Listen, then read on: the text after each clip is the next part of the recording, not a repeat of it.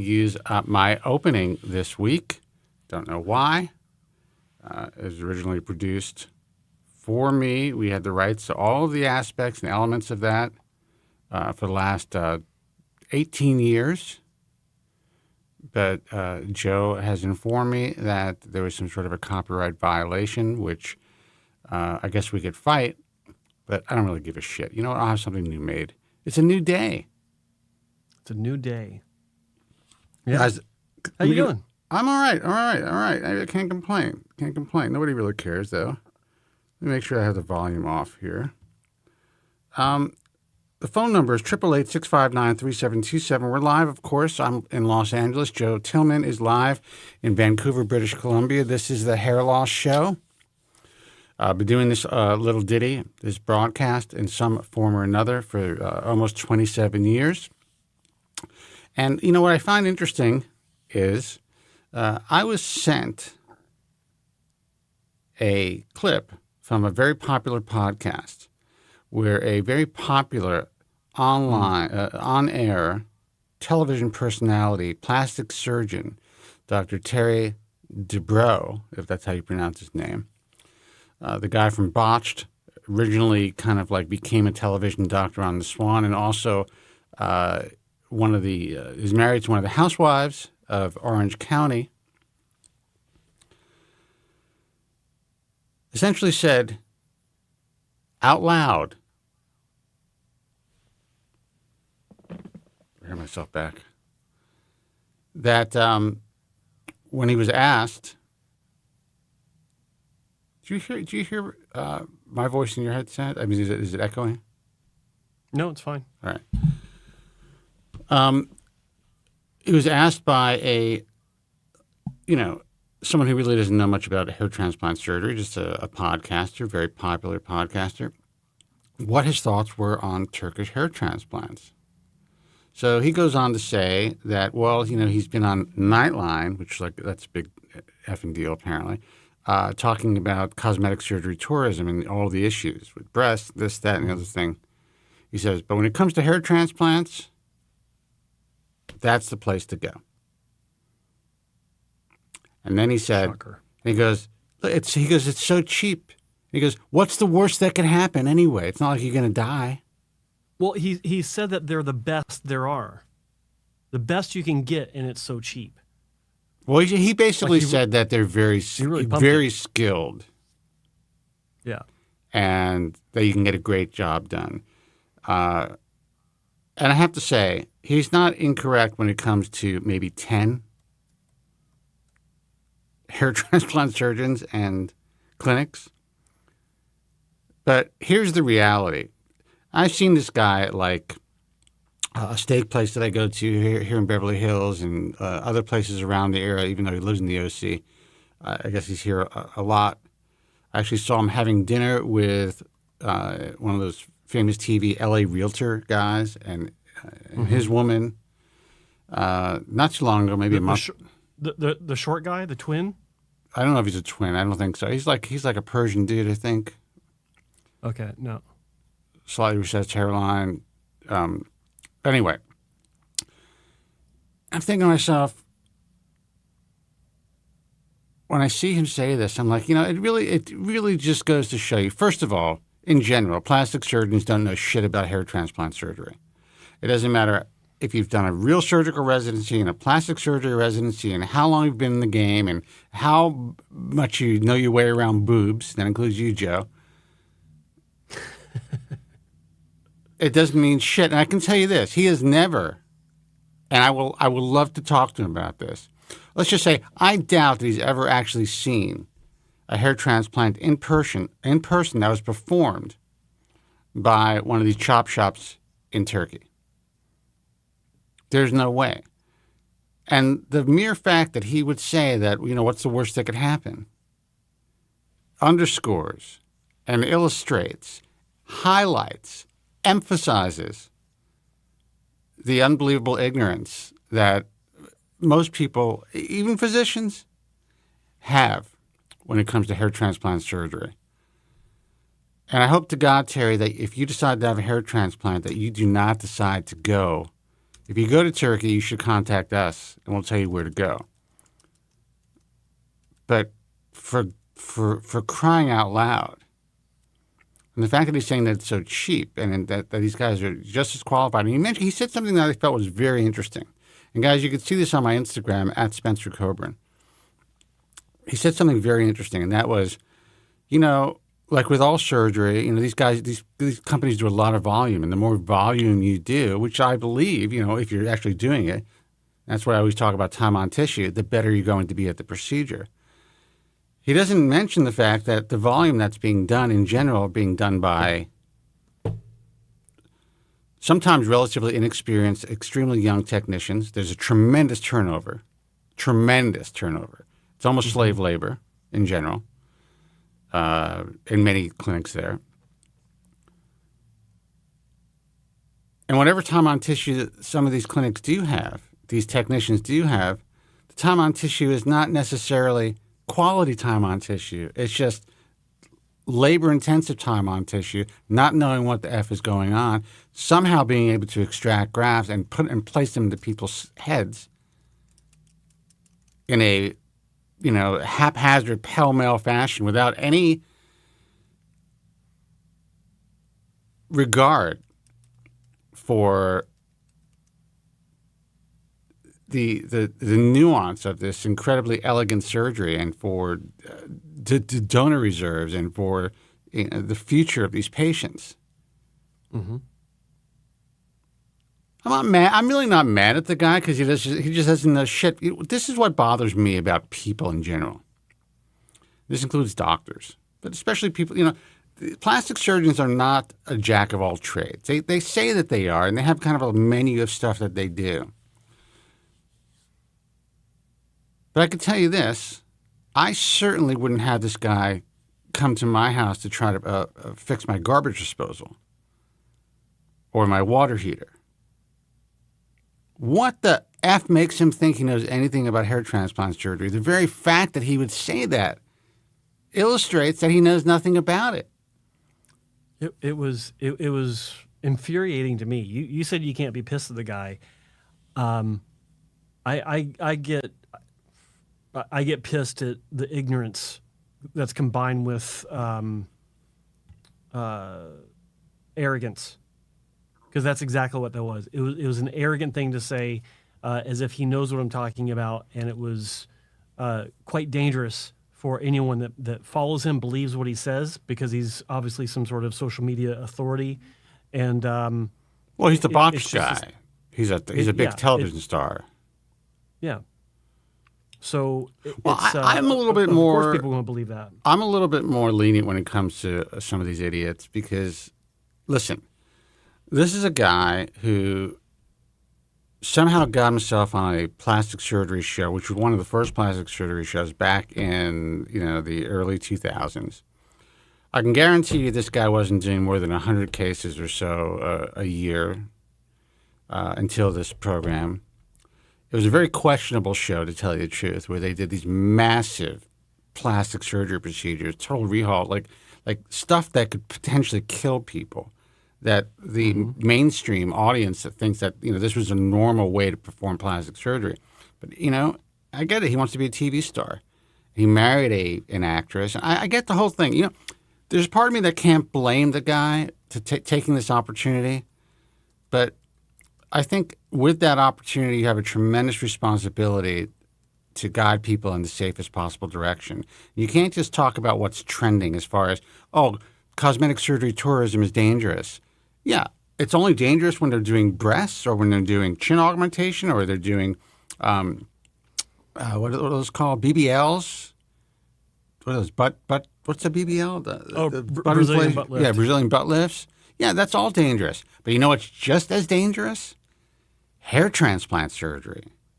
You have lidocaine toxicity. I mean, God forbid something happens and you're in some place in Ankara or in Istanbul. You have no idea how you're going to be treated in an emergent situation.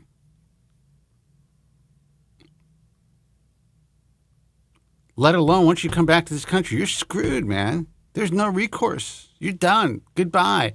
That WhatsApp shit is closed. You are done.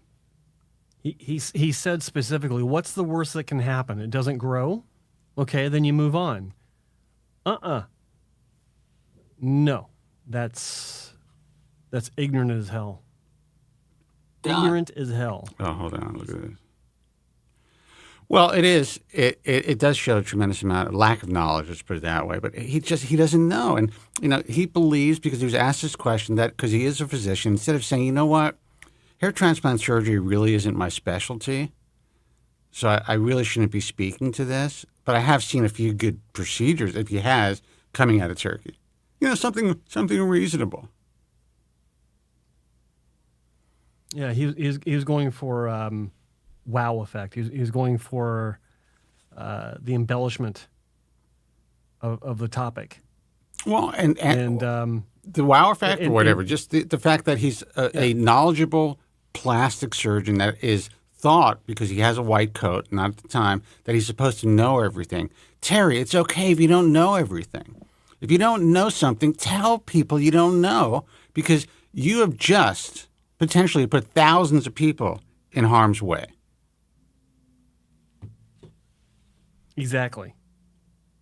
Shame. Shame. Shame. Just saying. Guys, the phone number is 888-659-3727. That's my rant. It's a good one. Yeah, It's funny. I'm looking at my new coloring, the monitor. Like, I have a really beautiful new monitor. Color's great. What's coming through online, it's good. It's good on my monitor, but everything looks so different. You really have to have like 3 or 4 different monitors to ensure that your background, your color, your sharpness is always correct. Yeah. Before, I was working on a really shitty monitor, so things were a little blurrier than they are right now. Now, at least I got the sharpness down. I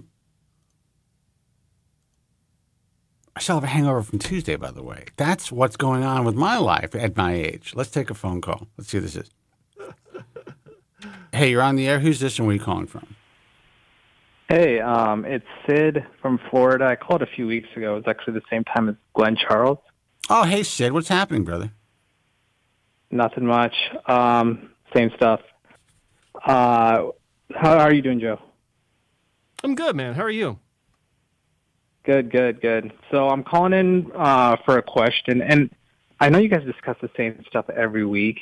So, you probably discussed it last week. I just want to let you know, I've been doing this for almost 30 years. We discuss the same shit every week. I was once told by a radio producer, he didn't understand how I could stay on the air a year because the subject matter was the same. I'm like, listen, dude, there's 200,000 hair loss sufferers waking up every day. They have questions. And even though I do the exact same show every week, it's new to somebody. So that's true. Don't worry about asking old questions, because there's plenty of people listening who are going to be hearing this for the first time. True. Go ahead. Sorry for the rant. All right. Yeah. So, so I've been on Propecia for 12 years. I'm 34.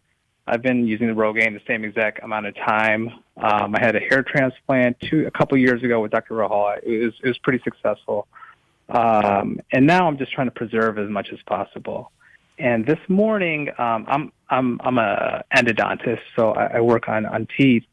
Just for my dating app, I had my assistant take a picture of me working, and I felt my hair was looking really good this morning. Okay, and then it was just a little bit thinner than I would want in the back. It's not like my crown's not showing anything like that. But I remember something that Derek from More Plates, More Dates said. He's like, and it's true. It's much harder to regrow what's lost than maintain what you have. And I was thinking maybe, I use Rogaine. Maybe I should start microneedling. And I asked Dr. Charles, I was like, will this damage my hair follicles, stuff like that? He's like, how deep are you going? And I said, well, I probably 1.5 millimeters once a week. And he's like, it's not going to do anything. So I just want to get your guys' opinion that at this stage, would you guys do it? And Joe, do you mind if I send you a couple pictures on Instagram Yes. of what she took? Yes, I do. Thanks. I do. Absolutely. No, go ahead. So essentially, you do root canals. That's what you do. I do, yeah. Yeah. Yeah. So there's your assistants are probably looking at your hair the entire time. By the way, I'm just kidding. I'm Especially making since they took that picture. I'm making you Very paranoid. No, listen, brother. I'm going to be honest, and I like Derek from More Plates, More Dates, and I've said this before.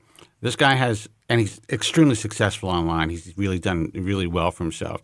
He has a very, I think, unique skill set where he's able to read these studies and learn about all of the even the gray market stuff and really present it to the public in an incredibly lucid and reasonable way. But you have to understand that all of the stuff that's out there in general, especially when some people are not in the industry, are all based on what you're able to garner from the online world, what's online. And I think in his case, he's done a lot of trial and error on himself because I think he's, I think he's on the gimmicks from what I understand. And, he's also had to play around with, what the gimmicks did to his hair and, plus his genetics. So he's had to play around with all these different gray market things as well as possibly micro needling. I don't know about that. I haven't really watched a lot of his stuff. But with that said, you're in the medical field. So you must have some idea of what consistent trauma to the scalp, even if it's minimal, can do as far as causing microscopic fibrotic tissue eventually, which in turn, even if you're not getting deep enough to hit the hair follicle, you could eventually diminish your long-term gains. And so my thing is, if you're going to microneedle, it really needs to be on a temporary basis. You want to do it for a few months. I have seen guys who've been able to kickstart some growth because of the trauma. And then with the use of finasteride or dutasteride or topicals or oral minoxidil, they're able to turn that vellus hair that they mechanically help to sprout into terminal hair. But if you keep doing it, and there's no general consensus, but it's starting to become more of a consensus. If you keep doing it, you will cause permanent damage to your scalp. And if you go deep enough, you can cause damage to kind of like the cellular signaling to the hair follicles and to the hair follicles themselves. That's a long answer. Go ahead. No, it makes complete sense. And this is my naive approach. It's like I'm 34. I'm dating. This is kind of like the prime of my life. I feel like the best. And it would suck if it got cut short soon. And I'm like, all right, if I can get microneedling. But why would it get cut short? Because you have no hair? All of a sudden, Joe, by the way, I sent you the pictures. If like all of a sudden, in the next couple of years, I start losing the crown, and then, my confidence is shot and stuff like that versus, okay, if I microneedle for a few years and I can get some of these hairs that are thinning, to be terminal hairs, and I can keep this for, a really good hair for the next 5 years, then, after that, if I start losing it, well, then I can always get another hair transplant. But what are you doing besides the hair transplant right now? You're on finasteride? And Rogaine.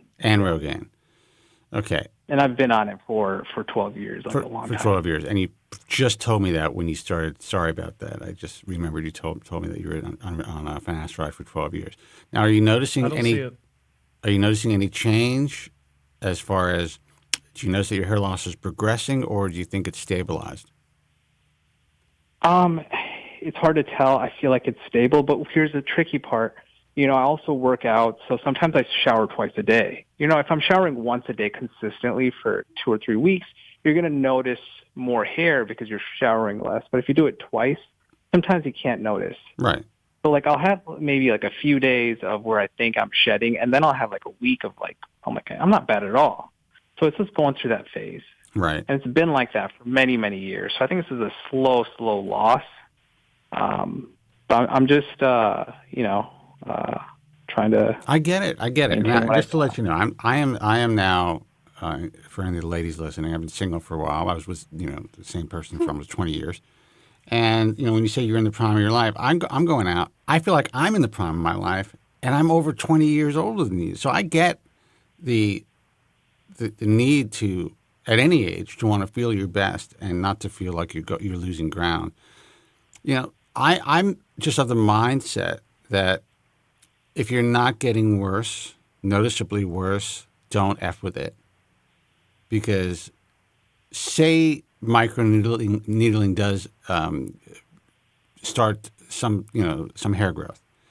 While you're microneedling, you're also probably going to be affecting, to some degree, the more terminal hair in those areas, unless you are somehow so unbelievably precise with like a microstamp or something that where you're not affecting any of the terminal hairs.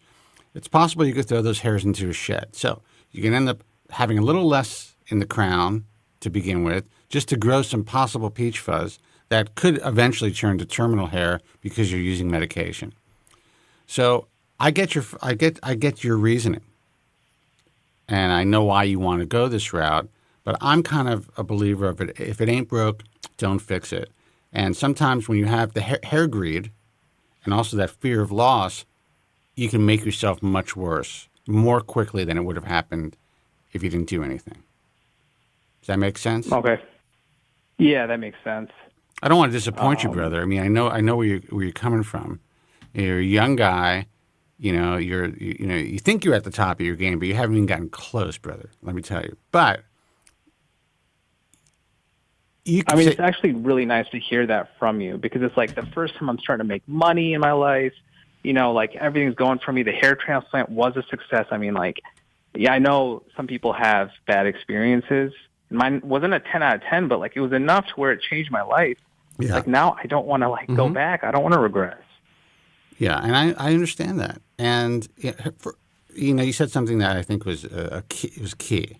It's the first time you're making money. You're only 34 years old. You have a profession that, we live in a fucked up world, but that's a profession that women find sexy. Okay, you're a professional, and you will be surprised at the women you're going to be able to pull, even if you had a huge bald spot. With that said, it doesn't mean it's going to help your confidence for that to happen. Yeah. But, take it from a 58-year-old man who, while I've saved a lot of hair, I'm very lucky. One of the first things I tell women is when they say you have nice hair, I'm like, this is a sham. I go into the comb over with the hairspray. They find out what I do. They don't give a shit, possibly because I'm so old also. And I haven't fallen apart, so they kind of give me a little, a couple of points for that. But I totally get where you're coming from, brother. And I just don't want you to mess up a good thing that you've done for yourself. You know what I mean? Yeah. And just so you know, I don't have your photos have not come through. I don't know what's going on. Hope I didn't send it to the wrong. I sent it to Joe Tillman Official. Yeah. Oh man, that's his nemesis, man. He took out that. That's someone that set up a fake account. No, I'm just kidding. No, you got it. You got it right, but it's not come through. That's so. I've looked. Have you sent me anything before? No, I haven't. Okay, so it's not showing up under requests either. I did double check on that, so not sure why that's. Is it hidden request? No, not hidden request either. So you know what is nothing. Reason some of the girls that I'm DMing aren't responding. Kidding. I'm glad to hear you got a sense of humor, brother. Listen, if you want, there's a chance that microneedling is not going to do another anything. time. I'll call in another time and I'll send them in. But that was really good advice. That's fine. Yeah. For now, I'll heed that advice and just do your best. I know with it's difficult because you're looking at it every day. You've already had surgery. You're only 34 years old. You're starting your life, and you felt. Wait a second. I never want to go back to where I was before. It's going to take a while. As long as you're doing well on medication, it's probably going to take a while before you start to see things fall apart. And hopefully by then you're going to have a lot more options. But I don't know. I don't like the idea of, and I've seen too many people who screwed themselves up by either adding something to their regimen, some sort of medication that they didn't really need, or starting to use stuff like microneedling. Even if it's not aggressive, you just don't know. Who did your surgery? Okay. Rahal. Rahal did my first surgery. And yeah, now I'm down here. And I mean, he did a really good job. It's just, it's not as dense as I thought I was getting. So, he told me at the end, he was like 45, I don't know what the measurement is, 45 hair, blah, blah, blah, per. 45 grafts per square centimeter. Yeah, 45 grafts. And, I'm Indian descent, so like I have brown skin, I have a white scalp. So, if this could have been a little bit denser, it's fine. Now, have you tried fibers or Dermatch or anything to kind of thicken things up? Oh yeah. Like, I don't do that every day because it'll make your bathroom a mess. Yeah. But like, if I got a date or like a big event or a party, like probably nobody notices. I'll be honest, like probably nobody notices, but it makes me feel better. Of course. So I'll put it in, and then I'll hairspray it and do all that stuff. So yeah, I do that, and it helps out a lot. It does. Well, listen, I think you're in a better position than you realize. You could have been screwed up by the hair transplant.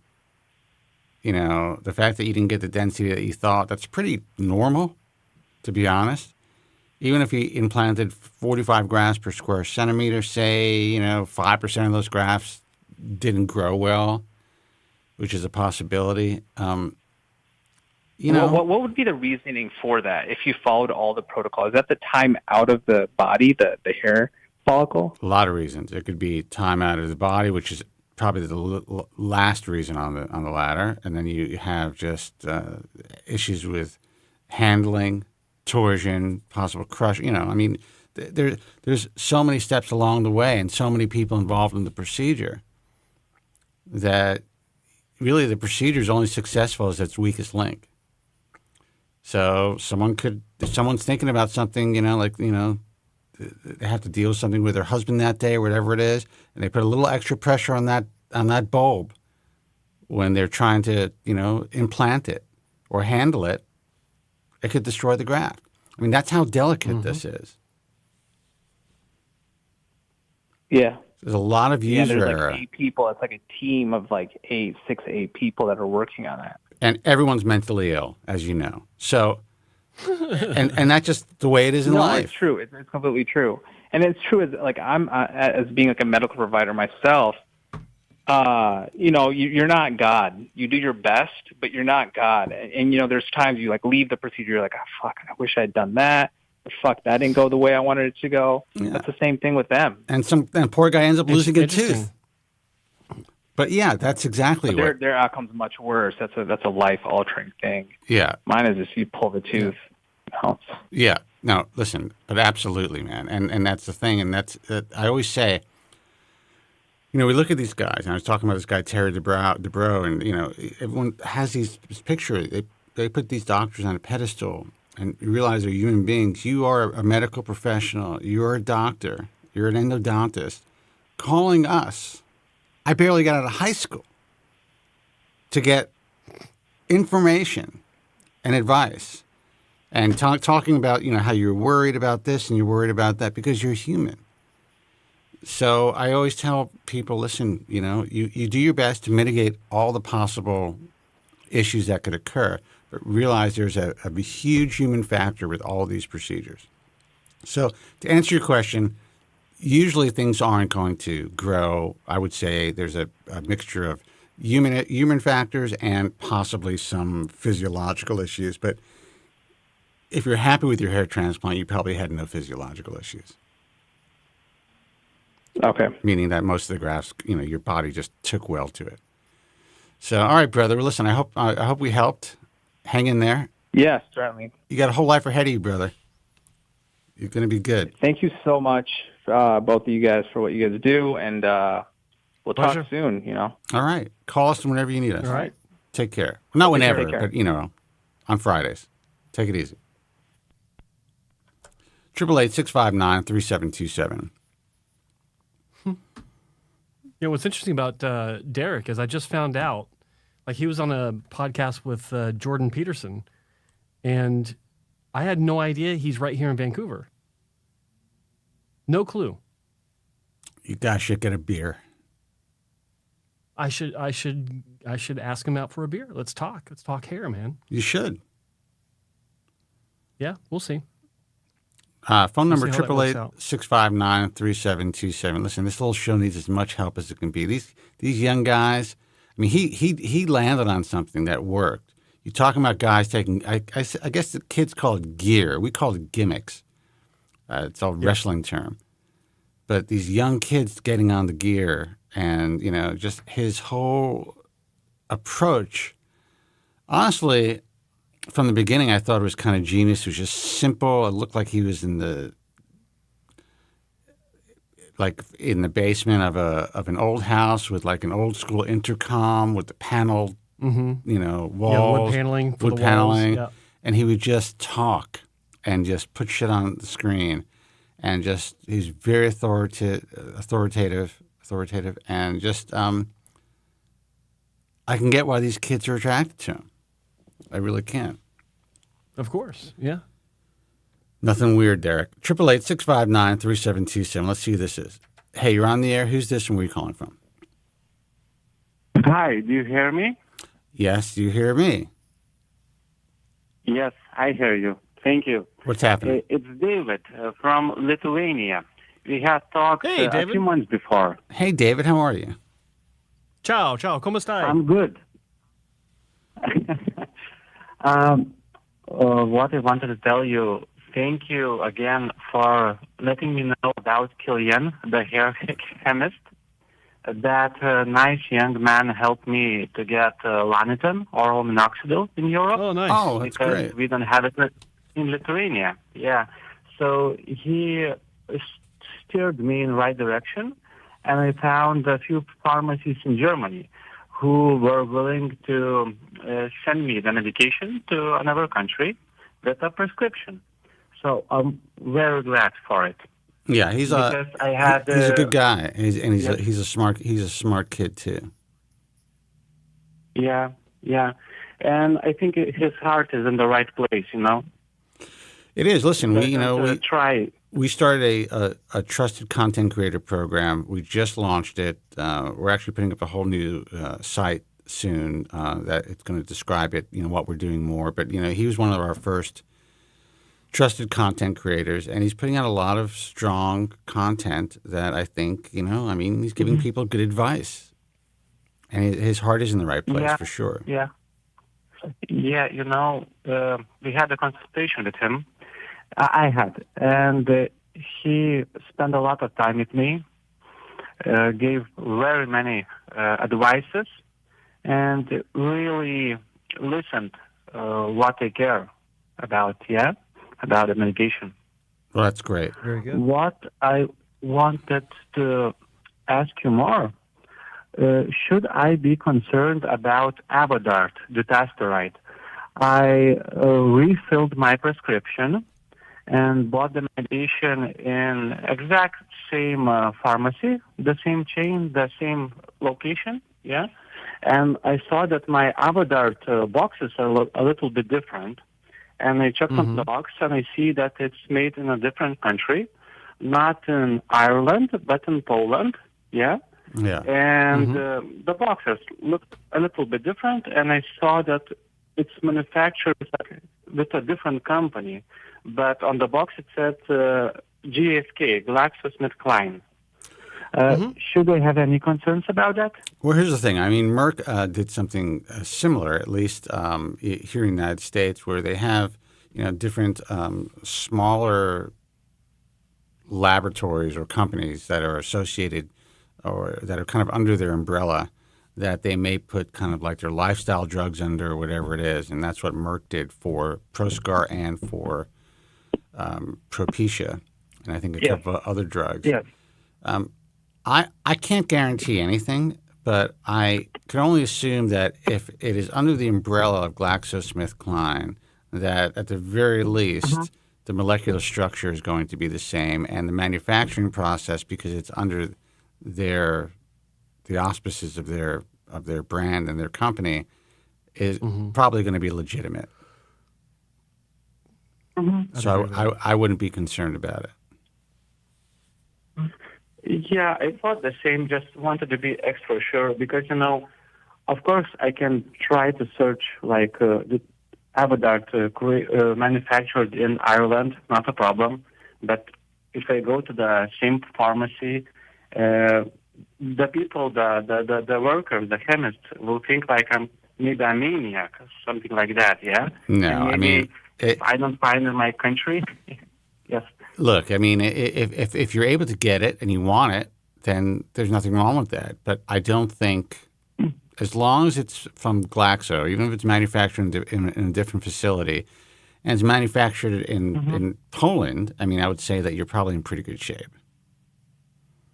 Now, if all of a sudden you saw the packaging different and you realized that it was manufactured in China, I would probably look at that with a jaundiced eye. Nothing wrong with China. Just saying. China. Yeah. China. Yeah. Okay. Yes, understandable. Another question, planning a family in the future with my soon-to-be wife. Oh, Mazel Tov. And on Avodart. Good for you. And I'm on. And what I wanted to ask, what would be the strategy to get off the medication, maybe for how long, and how to come back to it, or maybe should I take off the dutasteride, maybe a month or two take finasteride, and then no medication, and then try for a baby? Well, why would you get off the dutasteride, then take finasteride, and then get off of it and try for a baby? Like, what's the logic? That's his way of tapering down. I thought like from Avodart, I have to be like 3 months off. Yeah. So like on those 3 months, the hair cycle shifts, and I will have a lot of shedding, like always. Yeah. And thought maybe if I'm on those 3 months off, maybe I take the finasteride for 2 months. Now that you explained it to me, I would say that that actually is a very common, seems like a pretty common sense approach if you've already responded well on finasteride. And knowing that it does take several months for dutasteride to get out of your system. Finasteride, it doesn't take that long. I mean, it has a very short half-life. Yeah, I mean, I wouldn't have thought of that, but maybe I'm starting to slip. I don't know. But I think that seems like a pretty smart way to deal with things if you plan on getting off the drug to impregnate your wife. But you should be off the drug, I would say, for a minimum of, I mean, I'm not a doctor, but I would say a lot of doctors will say you should be off finasteride for a minimum of a month. Some say 2 months. I saw one guy said the other day 2 months. I don't necessarily agree with this, some of what he said. But yeah, I mean, Joe, what are your thoughts? It's funny. I didn't even think of that. That was a very smart way to think about titrating. So he hasn't set a date for when they want to start trying. So until they do, he wants to go ahead and wean off of dutasteride onto finasteride, so that when they do decide, he can just cut cold turkey for a shorter amount of time, having been on finasteride, before he starts up again after confirmation of conception. Is that right? Did I get that right? No, sorry. What I meant, like, an example, we're trying to have a baby on June, the 6th month in this year, yeah? So, like, at the 3rd month, I stopped with dutasteride and maybe take finasteride, like, for 2 months. Like, on the 3rd and the 4th month. And on the 5th month, going to 6th month, no medication, no finasteride, no dutasteride. Yeah, I agree. I think which is basically what I was talking about. Yeah, okay, not that you didn't have the date established, but basically for the long-term switch over to finasteride. Yeah, so that makes sense. Yeah, that's pretty smart, actually. Instead of taking dutasteride up until the point that you decide, switch over to finasteride so that when you do decide, you've got less of a wait before you can give it a shot. That's logical, and I think that is a feasible and plausible and effective approach, or it should be. I'm almost 100%. I will try to do this way. Well done. Maybe one last question, and that's it. Is it true that we have a limited number of growth cycles for our hair? Yeah, the cycles run out when you're dead. It doesn't cycle anymore. Yeah, you actually have you actually do have a limited number of anagen cycles in a lifespan, but I mean, we're talking about, say the average lifespan is 85 years old, you're going to have more than enough cycles of anagen phases, especially if they're not interrupted. There is a thought that, I mean, there have been some people who live to like 120 years old, but if you actually look at these people, by the time they reach 100, they're definitely losing some hair. Not too many 100-year-old people are dying with a completely full head of hair. Mm-hmm. You know what I'm saying? Yeah. Is that more? Yeah. Is that like I don't know about this. Is that more of a senescent alopecia type of scenario, or actual? It's combined. It's senescent alopecia, Yeah. which is thought to be the your anagen phases are becoming less and less youthful over time, and they're getting shorter and shorter. So there is a miniaturization process that's happening as well, even if you're not directly hit with androgenetic alopecia. So in time, even if you beat androgenetic alopecia and you're 75 years old, the senescent alopecia kicks in, actually in your 60s, and eventually those hair follicles start to miniaturize. So I would say, but if you make it to 100 with a full head of hair, I mean, that's a miracle. I've seen some guys who are like 80. They were pretty close. They may just have a little bit of a thinning in the crown, and you can see that their donor or overall hair was not as dense as it was when they were in their 60s. But yeah, to answer your question, I know that you probably heard that from Killian. He's right about that. It's not talked about much.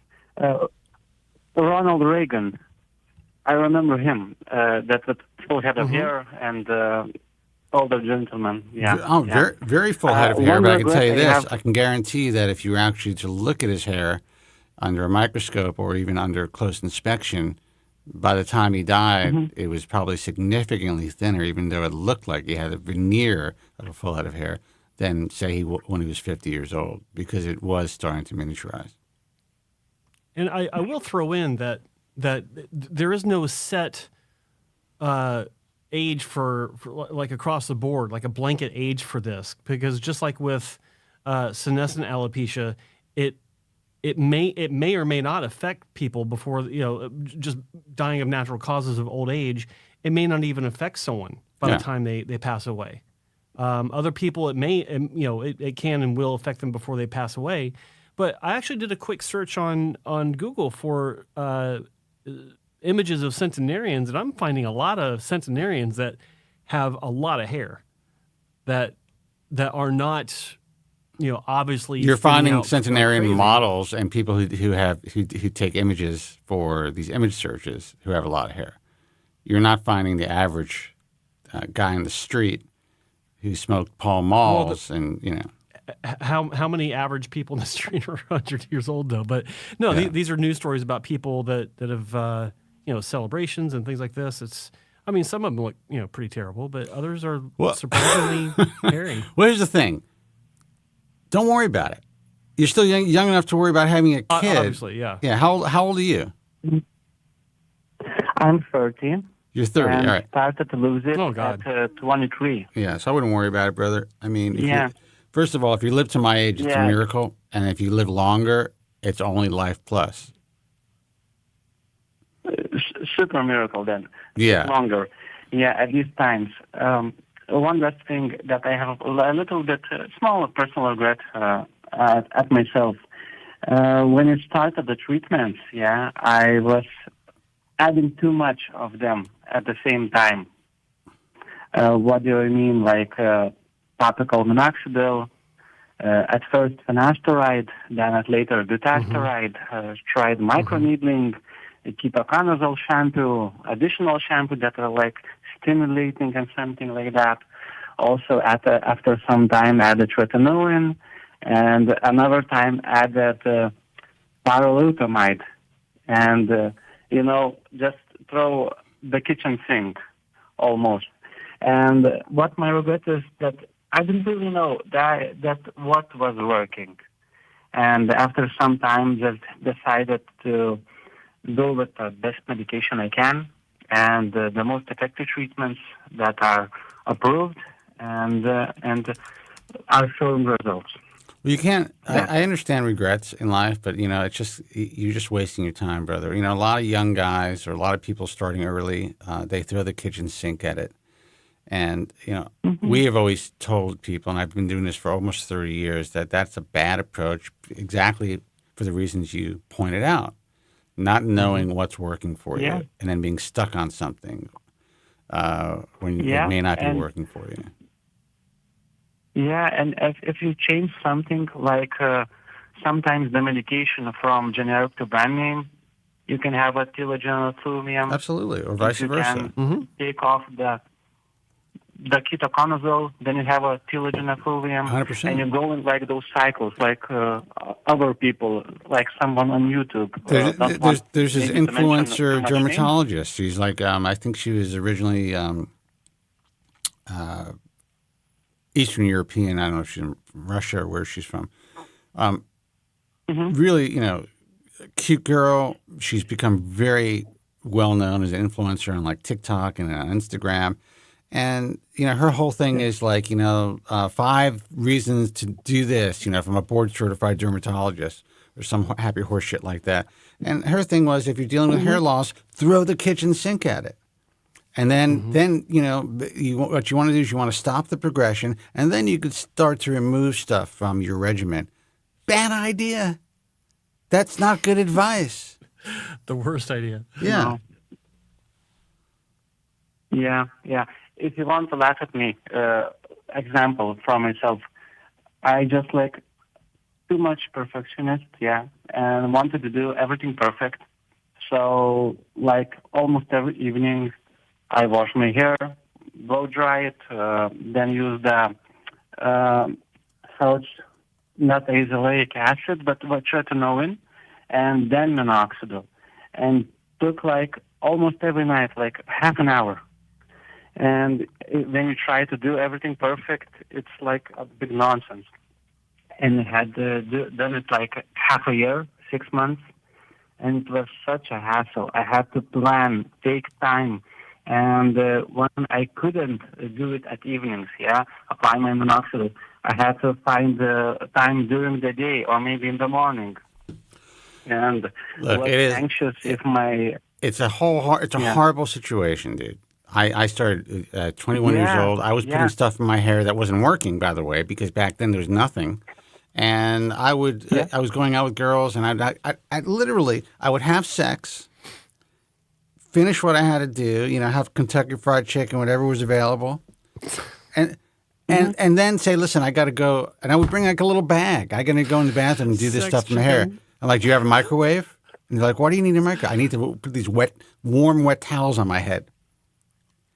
And I wouldn't be ashamed at all. I would sit there with a new person watching television, putting the stuff in my hair with hot towels on my head. That's how serious I was about saving my hair. You understand, Spencer, it wasn't a problem for you. So it wasn't a problem for the girl also. Oh, no. I never forget her girlfriend told me that it freaked her out at first. But, it's me. So she liked me. You know what I mean? We got along. So it was fine. But, it definitely freaked her out initially. But you got to take a chance in life, right? Yeah. All right, brother. Listen, thanks for the call. I'm really glad that you were able to get your oral minoxidil from Germany. And I wouldn't worry about the Avodart. And I think that your plan for weaning off of your 5-alpha reductase inhibitors before you impregnate your wife is a good one.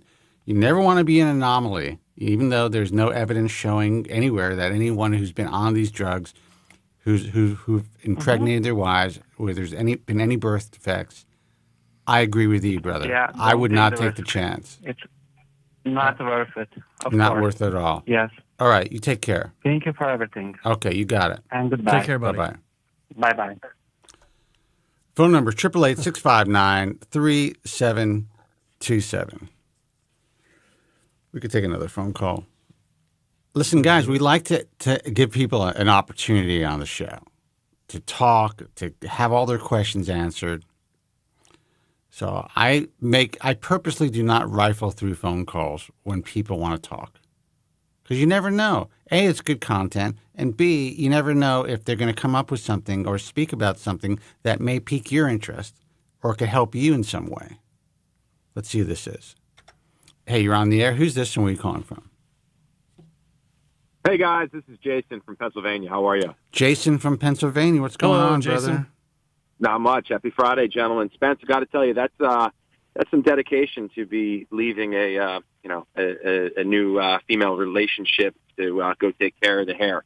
I wasn't leaving the relationship. I was doing it in this stranger's apartment. Yeah.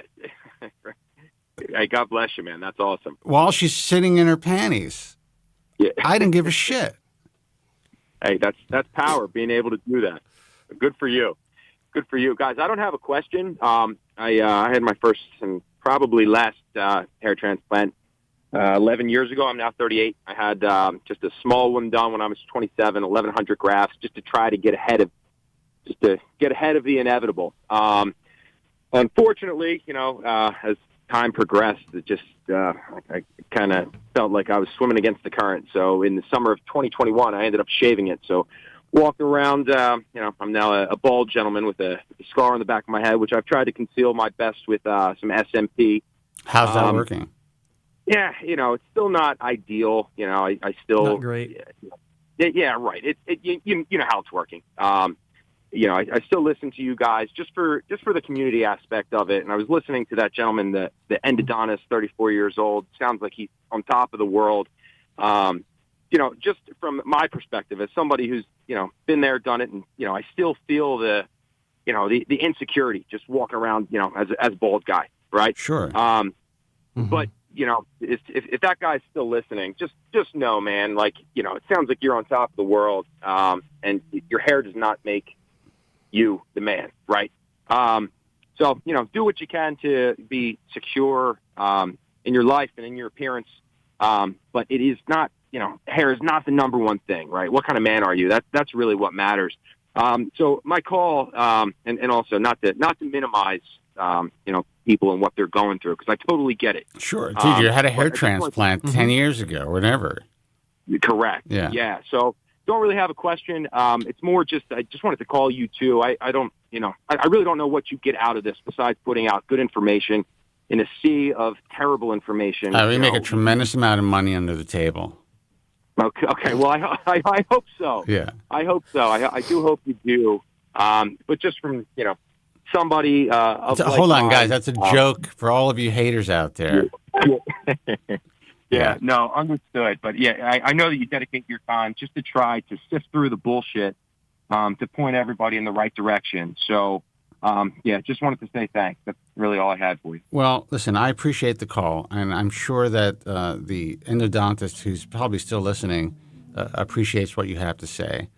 And I appreciate the fact that, you recognize that we are here to really try to do our best to guide you guys in a safe direction, because it's just fucked up out there, man. That's how I started my career doing this.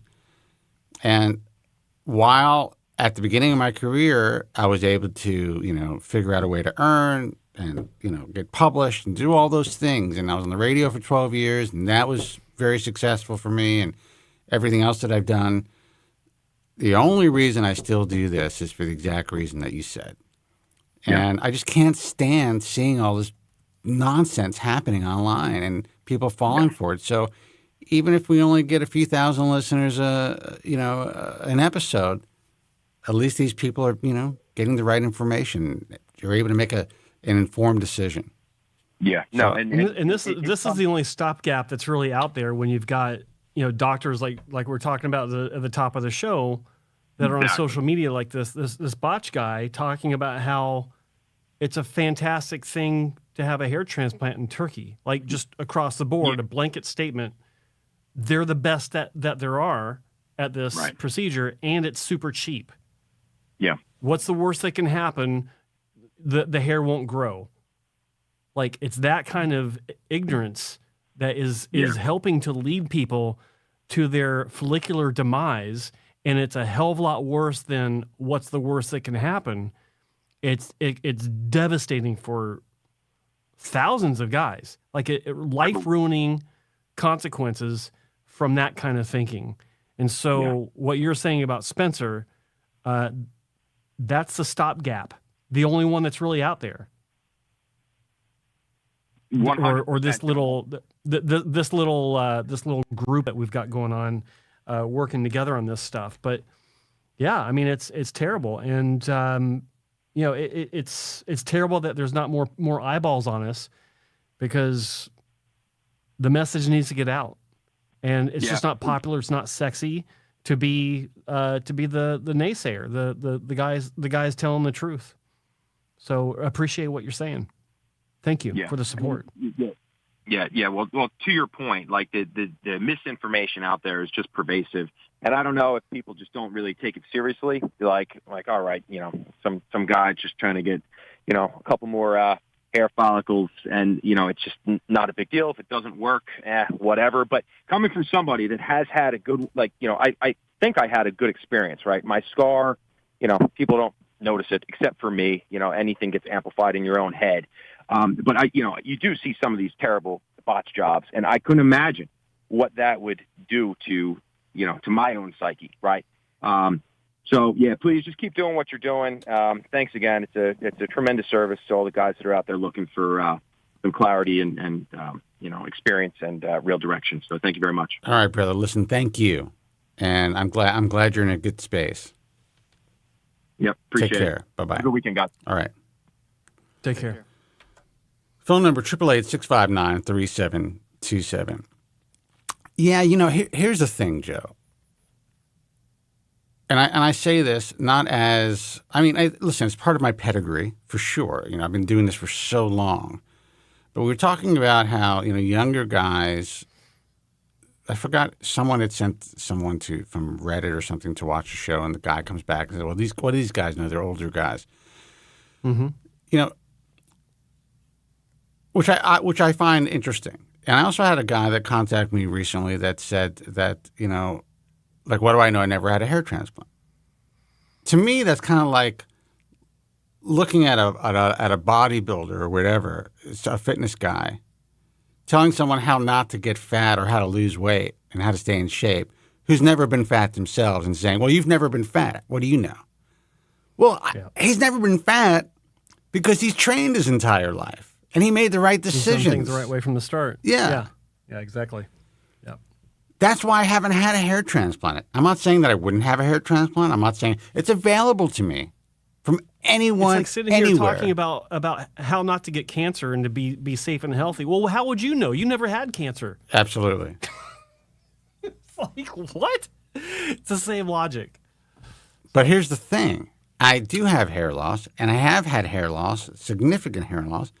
I was lucky enough to do well on medication, lucky enough to the paint job works, and I have enough to comb over. And even though it sometimes looks like, graying cotton candy. Or what is that guy? I had a producer, I had a board op that said, he called me tumbleweed. But whatever, I'm still thrilled that I have what I have. I don't know why I got on that rant. 888-659-3727. Let's see who this is. Hey, you're on the air. Who's this and where are you calling from? Hi, this is Tony calling from Columbus, Ohio. Can you hear me okay? Tony, we hear you perfectly. How are you? Tony, what's up? Hey, how are you guys doing? Pretty good. Columbus, man. Ohio. Yes, Columbus, Ohio. Ohio. Yes. So I actually was just calling. Actually, Joe, I think I slid in your DMs the other day, and I just was actually curious on getting a couple of questions answered. And first and foremost, guys, like, I just want to say the work that you do is awesome. I know I hear it just in me listening to the show, and I've been sharing it with my friends and telling them about it. And even my cousin, he's like, hearing all of the fear-mongering about DHT blockers and the side effects that obviously are real but are very, very minuscule. And I just wanted to thank you guys for the cool work that you're doing, because I'm ashamed that I didn't find you guys earlier, and I really, really appreciate it. But my question would be, so I guess more so directed to Joe, since I was able to send you some photos. Like, what were your initial thoughts or reactions maybe regarding the results? And Spencer, I'll just provide a little context since I commented on one of your most recent Instagram posts. But about 9 months ago, I actually didn't have I didn't have a chance to look at them, but I am now. Oh my God! Just kidding. No, it's going through here. No, that was my D pick, dude. Well, I was going to say, it's so small. I mean, wow. Okay. Look, I know who I am. I'm proud of my life. Proud of myself. Yeah. So. Okay. Yeah. So what was the question about this? So what I'm curious about, one, would be, I'm 9 months post transplant, and I wasn't sure if it was me being overly particular regarding, making sure that my expectations were in line. And I hear stories about obviously people getting fucked up by surgeons, and I really, really wish I would have done a little more research, but I do feel fortunate that I found the doctor that I did, because I trusted him, and I do trust him, and I just wanted to provide a little bit of, I guess, external validation that my results would be in line with what I could expect from an initial procedure, and that I wouldn't be too crazy or hair greedy, which I know we all have hair greed to some extent in this community, for considering maybe in a year or so a follow-up procedure to add more density. So, Spencer, to give you context, I don't know if you have seen the photos or not, or Joe maybe can share them, but I had temporal recession. Just so you know, Joe and I barely speak when we're not doing the show, and that's the truth. But go ahead. So, yeah, I was about a Norwood 2, and pretty much my temporals were gone. My temples were gone. And I had really thick frontal forelock, and so I basically essentially had a FUT transplant with longer hair at the time, and we just filled in the temporal areas with that initial procedure. I'm 32 years old. I've been on half a milligram of dutasteride for several years, made sure that I waited a year before the procedure to make sure I got some stabilization, which I did, and then I'm currently doing just minoxidil topical once a night in the evening. But I guess, Joe, I mean, any initial reactions? Now, you said something about responding or commenting on one of my Instagram posts? Yeah. So it was basically about you acknowledging about the fear that's out there related to people taking medication for hair loss. Ah, that's like one of my 100 posts, but yeah, I don't know which one that was. Yeah, I get a lot of crap for that. I actually had to change my the parameters on who could comment, because I mean, I would get literally hundreds. It was almost like Free Palestine posts, but for finasteride, it was insane. Free finasteride. It was like free the follicle. Like all these finasteride haters. I don't know if they can't be real. Yeah. I mean, it was just it was insane. I've been threatened. Like, my life has been threatened in the past, like on YouTube, for just talking about my experience with finasteride. Yeah, and I overheard as I was joining the call, you guys talking about the health and wellness space. And it's funny because that's actually the industry I work in. And in thinking about, all the, I'm going to put it in quotation marks, like you said, Spencer, all the happy horse shit that's out there related to, the bullshit that's in the health and wellness industry as well. it's just crazy to think about all the stuff that's out there in the hair loss industry that people are wasting time on without really focusing on the basics. And also some of the most well-known people in the health and, in quotes, wellness industry, guys like Paul Saladino, who, I think is, he's a real doctor. I know everyone's like, well, he's a psychiatrist. He still went to medical school. He's a doctor. But I think the common sense kind of like starts to leave the room once he gets out of the basics of his tenets, which are animal-based diet, things of that nature.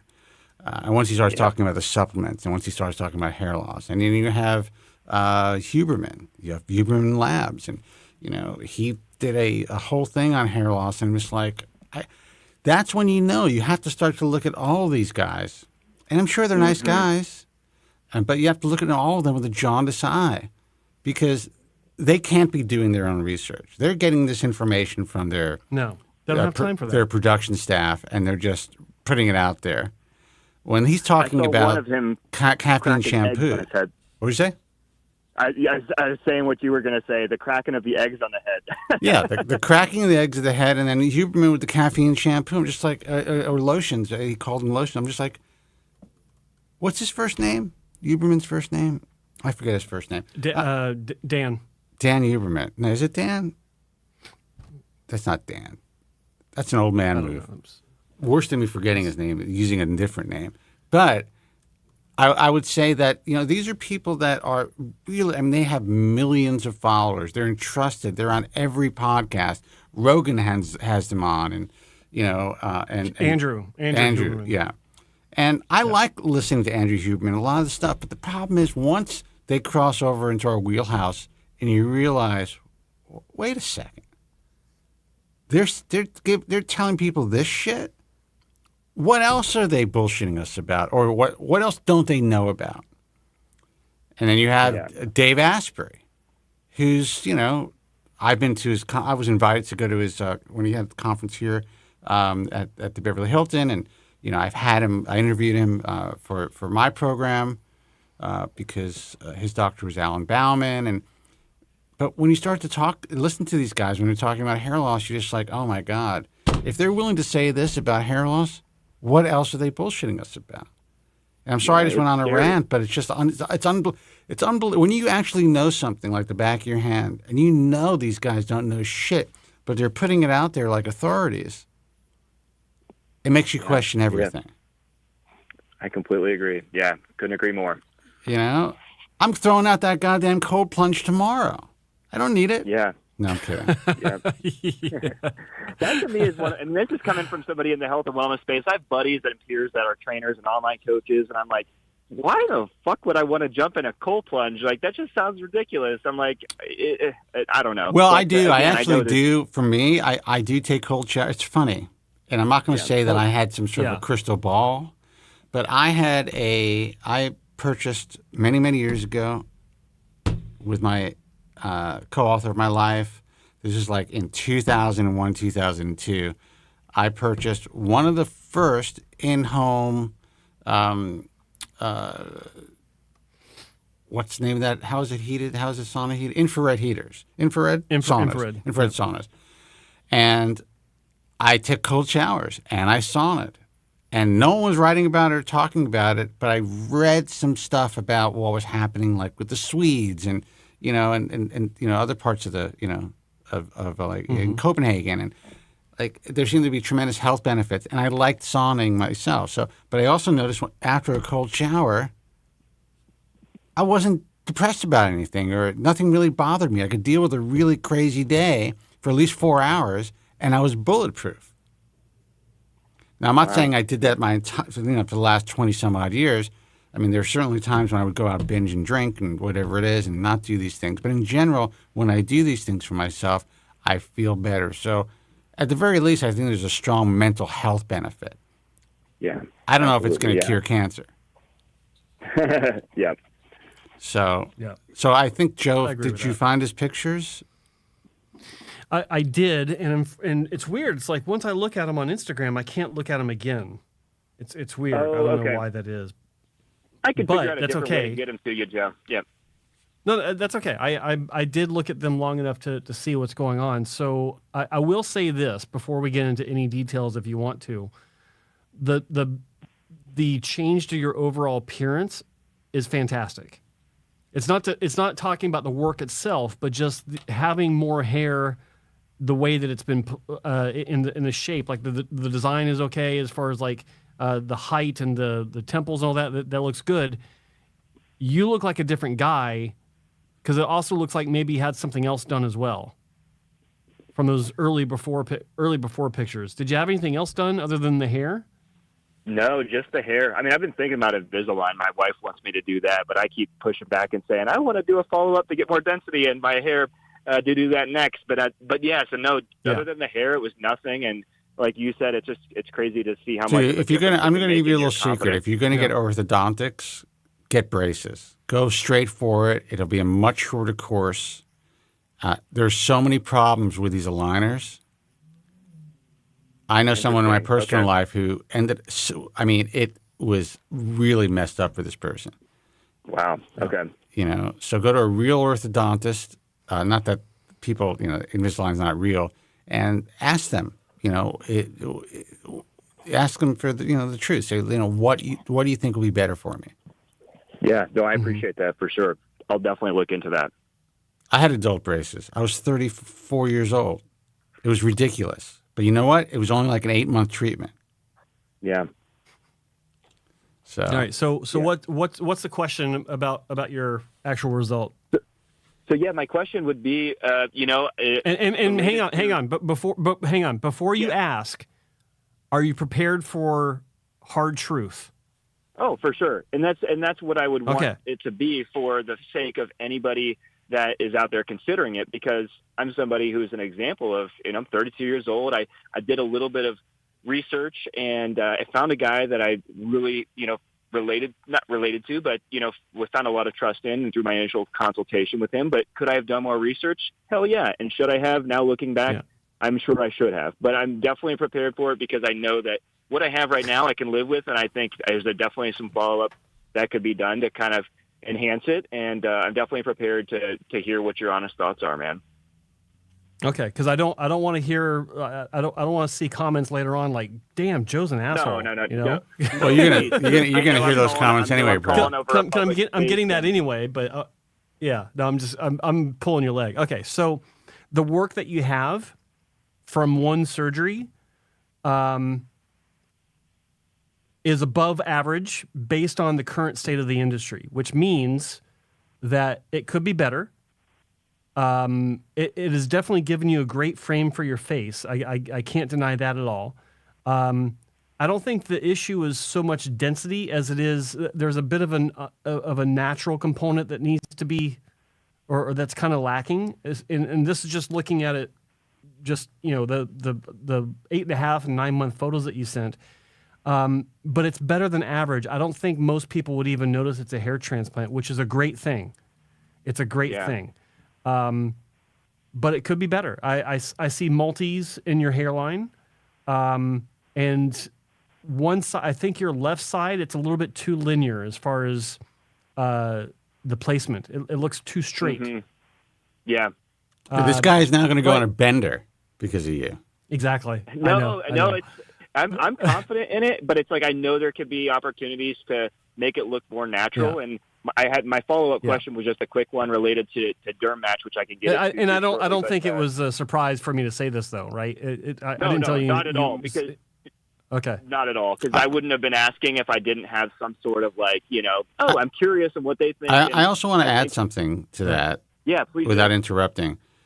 What's interesting about today's new normal is that the new normal is actually an unnatural look. So the fact, first of all, so that means that anyone in your age group thinks that a hair transplant looks like a hair transplant. And they're just like, oh, great hair transplant. But the fact that Joe said that no one would be able to tell, but he's able to tell, that's huge in this market. Yeah. And that's why I said it's above average, because above average is a much wider net to be thrown than it was 15 years ago. because average in general has dropped dramatically. So there is a huge ceiling on that back end of above average. But with that said, you're pretty far along above that mean level of quality or final outcome where most people would not be drawn to your hairline. And I think that based on what I remember seeing, is the most telling image that you had in there, or the most telling images was when you're pulling your hair back, when I could really see what was going on. It doesn't look like you wear your hair like that. It kind of flops forward a little bit because you got enough length and volume to kind of lay on top of your hairline, so to speak.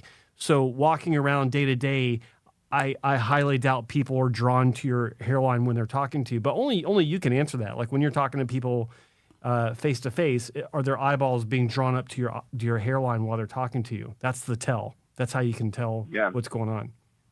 Absolutely. And no, that's actually really, really good to hear. I mean, I will take that all day, being above average, and for me doing minimal research, but it just goes to show, like, if I'm going to get something follow-up done, if you're looking at that image, Joe, is that something that, am I crazy to think that considering a follow-up, either, because I had FUT originally, which is a brutal recovery. I'm thinking FUE just for the sake of the recovery piece, but I know, from the, graft survival rate, the FUT is, way to go. Well, it's interesting, and I'm going to interrupt you on that. Well, not necessarily. Yeah, and that's not necessarily true either. But as far as you're 32 years old, so you had surgery at 31. Yep. What made you decide to go for an FUT? So for me, I really did not want to wear my hair short. My hair was actually a lot longer at the time. Not too long, but it was long. Yeah. A lot of times I wear a trucker hat anyways, like just a snapback hat. So I was able to rock it and just like nobody freaking knew. And, my wife's the only one that actually knows. It's kind of funny. I feel comfortable calling into you guys, but I don't tell my parents nothing, So I felt really comfortable just knowing I could just continue rocking the same hairstyle and swoop the bangs over, do the little fringe look, the Ashton Kutcher for a little bit, and just hide the transplants. It was all in the temporal area. And who did your surgery? Did you tell us? It was Dr. John Frank, formerly with Annapelli Hair Restoration, and now with New York, Ohio. Sure. It's interesting. I just found out that John Frank is using our, I'm not saying he's a bad guy, but for some reason he's using our IHRS credentials and the American Hair Loss Association on his website, which is unbelievable. I mean, people steal that shit all the time. I was like, what? It's interesting. Yeah. Now when I contact him, he's going to say it's his web person. But, come on. You don't look at your own website, brother? But anyway, I'm glad that you had a good and that's also just to let you know, I don't hear anything bad about John Frank. He's a cool dude, great, former NFL player, all that, happy horse shit, as I say. But the fact that you had a good outcome means more than anything. Yeah. So I'm really happy for you. Well, thank you. Thank you both for all that you do. I don't want to take up too much time. My only follow-up question, if I'm able to ask one more, would be related to the use of Derm Match. So if I were to use it, I just get nervous about utilizing Derm Match with the minoxidil, the topical, because if I apply the Derm Match in the morning in the temporal areas where the transplant took place, my understanding with the topical minoxidil is that I really don't even need to apply that on the areas that are just purely grass, because that's not it's not going to get a lot of benefit out of it anyways. So it wouldn't really need to worry about the wash off component. And my question would be, how often do you need to wash off Derm Match? Like, do you have to use soap to wash it off, or can I just really scrub with water to wash it if I don't want to actually wash my hair every day with soap? So just a quick you definitely need on that. He's the pro on that. You definitely, how dare you? You definitely need shampoo. You definitely need shampoo. I mean, yeah, it depends on how much you use. Yeah, but I have a one of those power washers. I'm just kidding. You don't need the power. It just comes off with a little soap and water. I was like, You're like, No, you need to shampoo it out. Okay. But I have, if I told Joe, I got loaded the other day, so I actually ended up just hanging out in the house and not even showering. So there are times when I put it on and I won't shower the next day, which is unusual. but nothing really happens to my scalp. But you don't want to keep that stuff on for days. Let's put it that way. You want to be able to clean it, make sure that you don't get it into any abraded skin, stuff like that. Yep. So Gotcha. why don't you like to wash your hair every day? No, I didn't know from the perspective of it being dried out if that was something that was just a rumor or myth. But for me, I work out every day and you need to wash your hair. So I'm like, I should wash it every day. First of all, your scalp has its own microbiome, and even though they say, "Oh, that's going to screw up your microbiome," actually,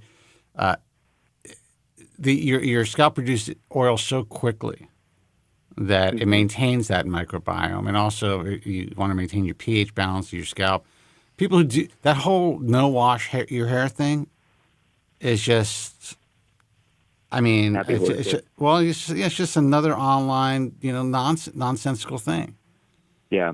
No, you definitely dispelled that myth for me, because that's something that I think about. So now that I know, moving forward, I'm not with the microbiome. I think that's huge. And if you go to my website, you'll see the shopping cart for the shampoos that we're selling now. I was going to say. All right, brother. Listen, kidding people. Someone's going to take that out of context and put it on Instagram. Of course. Kobren sold out. He's selling products. Yeah. He said he never would drag his name through the mud. Yeah. Yep. All right, brother. Well, listen, I'm so glad that that you had a good experience. And Joe is an asshole, so he would tell you the truth. He's great, and it just means a lot that he's willing to accept a message from a stranger, and it just showcases how much you guys do care, and that you don't make a cent off the show. And I appreciate you taking the time to chat with me. But don't tell people that, because I tell people it's just random. Like you just I random pick someone and don't talk. I delete everyone else, so it's just random. There was no care in it. Don't tell people that, because then I get more requests for help. And here's the sad thing, and this is the sad part. I've had to not do it because throughout my entire career, especially at the beginning, I would try to answer people's emails, and we answer thousands of emails to the American Hair Loss Association. But when people felt they had more access to me, then the ugliness came in. Like, if you give them some advice, then all of a sudden, they don't like what you're telling them, and then they start to stalk you. I mean, this is a crazy world, brother. Yeah. Absolutely. It really is. But that's why I think the broadcast, at least for me, is really important, because it gives people the opportunity to engage with me, basically one-on-one, or with Joe, when he's not typing. And sorry, Joe, I gotta keep giving you shit. But it's I do think that Joe is very magnanimous for taking the time to look at people's images, because it's a lot of work. Absolutely. It is, and I really appreciate it. So, Joe, if I were considering a second procedure, do you think it would be, with how that density is looking, that it would be something that the right physician, if I were looking at, could really hone in on adding density to that? Or would you give it some time just in consideration of that? I obviously only had it 9 months ago, so I'm still not even in the full recovery phase yet. So just any general advice on should I even explore that, or should I just chill for a sec? Well, that's a good question. I think that at this time, let it continue to do what it needs to do as far as recovery goes. You got realistically, you got several more months of improvements, including the possibility of softening of many of those hair follicles in the front, which could change the dynamics of the result entirely, because your hair is darker, and in some of those photos, the hairs were looking. When you have dark hair on fair skin, it's going to stand out more when the hairs are thicker instead of finer, and almost being affected by miniaturization, like most natural hairlines are, where most people have finer hairs at the front. You don't have that, and it stands out more when you have fair skin and dark hair. But that can change, or at least improve over time, through those hairs softening, because a lot of times those hairs, when they come through, it's almost like they've gotten a super burst of growth, not just for growing in length, but also hair shaft diameter in the first several months after a transplant, when they first start to come in. So give them time to kind of settle in. I'd say at least 6 months, to where you're 15 months out, 16 months out, and reevaluate, because you may be fine with it. You may be happy with it. Like I don't tell anyone to rush into another surgery because, it's not my head. And if you're fine with living what you being the general public that's listening and watching, if you're happy or are okay with what you have on your head, then why go through the surgery again? Because it could wind up being worse. Dude, he just wanted a yes or no. I know that they all do, but be careful what you ask for. And at a year and a half after your surgery, you might be in a position where it's like, yeah, I do want to improve this, and then the world's your oyster. You got so many options as long as you stick with IAHRS and or hair transplant mentor doctors. Yeah, just saying. Cool. Well, thank you. Yeah, no, thank you so much. Actual IAHRS doctors. Always beware of those who are not part of the IAHRS that are trying to leverage the IAHRS. I saw Ken Anderson had a facility, Anderson Hair Clinics, in Cincinnati. And I don't know if he actually practices in there or if he's in the Georgia area mostly, but I will definitely take a look through that and just look at different options. And, of course, I'll continue listening to you guys and supporting the show. And I'll hopefully call in soon again. But I don't want to take too much time. I know others calling in, and I appreciate it, guys. You and guys listen, are awesome. Congratulations. I'm really glad that you're happy with your hair transplant. It's great. Yeah, absolutely. Thank you guys so much. Take care. Bye-bye. All right, take care. Bye. Take care, Tony. Bye-bye. 888-659-3727. I mean, it's what's interesting is like there's a lot of let's just say people outside of the United States who steal my IP, who claim that they are accepted members of the International Alliance of Hair Restoration Surgeons, or they are recommended or endorsed by the American Hair Loss Association. But what I find funny about that is it also shows just how lazy people are, because all they do is have to check the websites to see if these guys are part of what we do. And then it would be meaningless for them to steal the IP. But the marketing people and these not necessarily the most ethical doctors in the world, they realize how lazy you guys are. Exactly. They're just like, oh, great, yeah, we see those seals. We're not even going to double check. We're not going to try to authenticate this, verify it.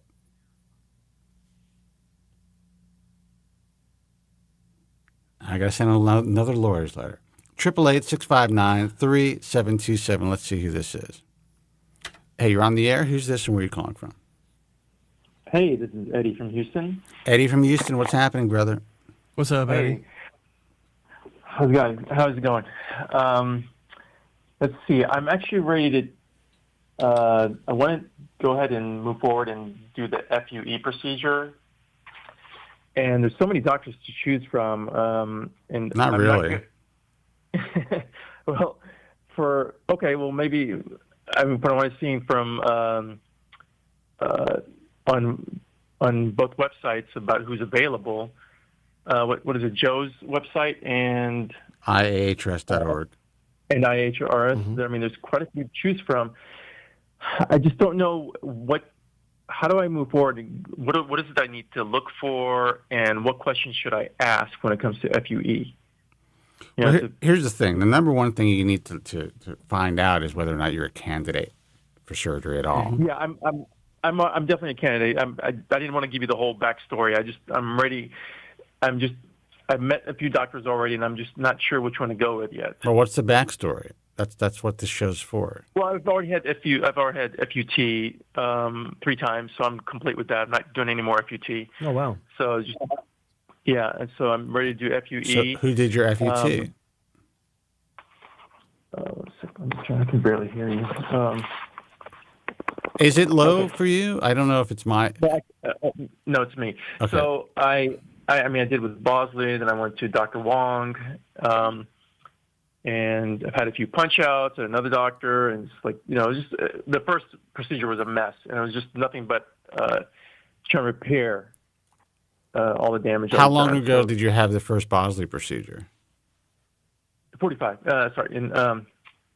when I was 45. So that was about 8 years ago. It's unbelievable that even that recently you had a bad procedure with Bosley, because they've definitely come a long way. But every once in a while, I still hear it, man.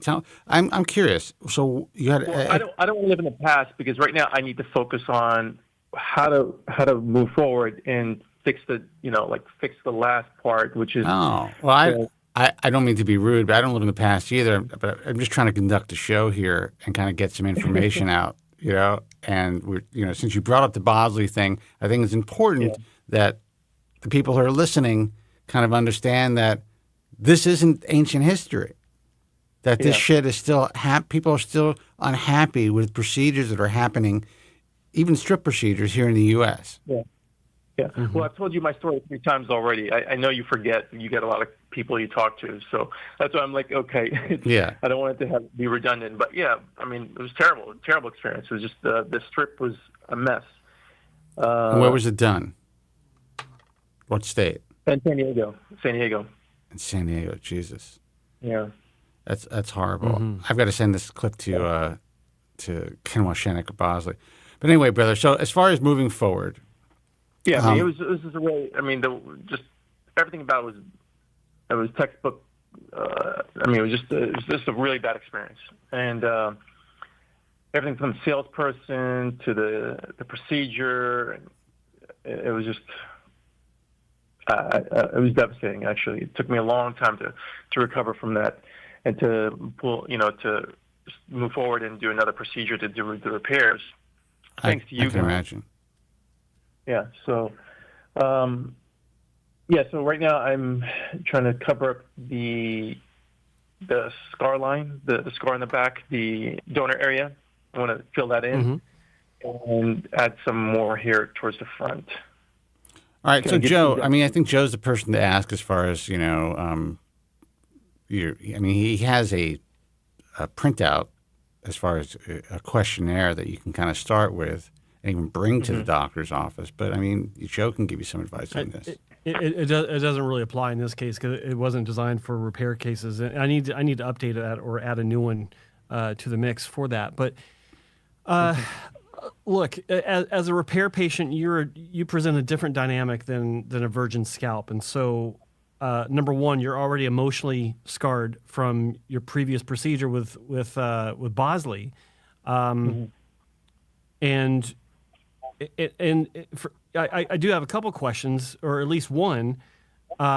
What is your current situation now, and what are you trying to achieve for a result?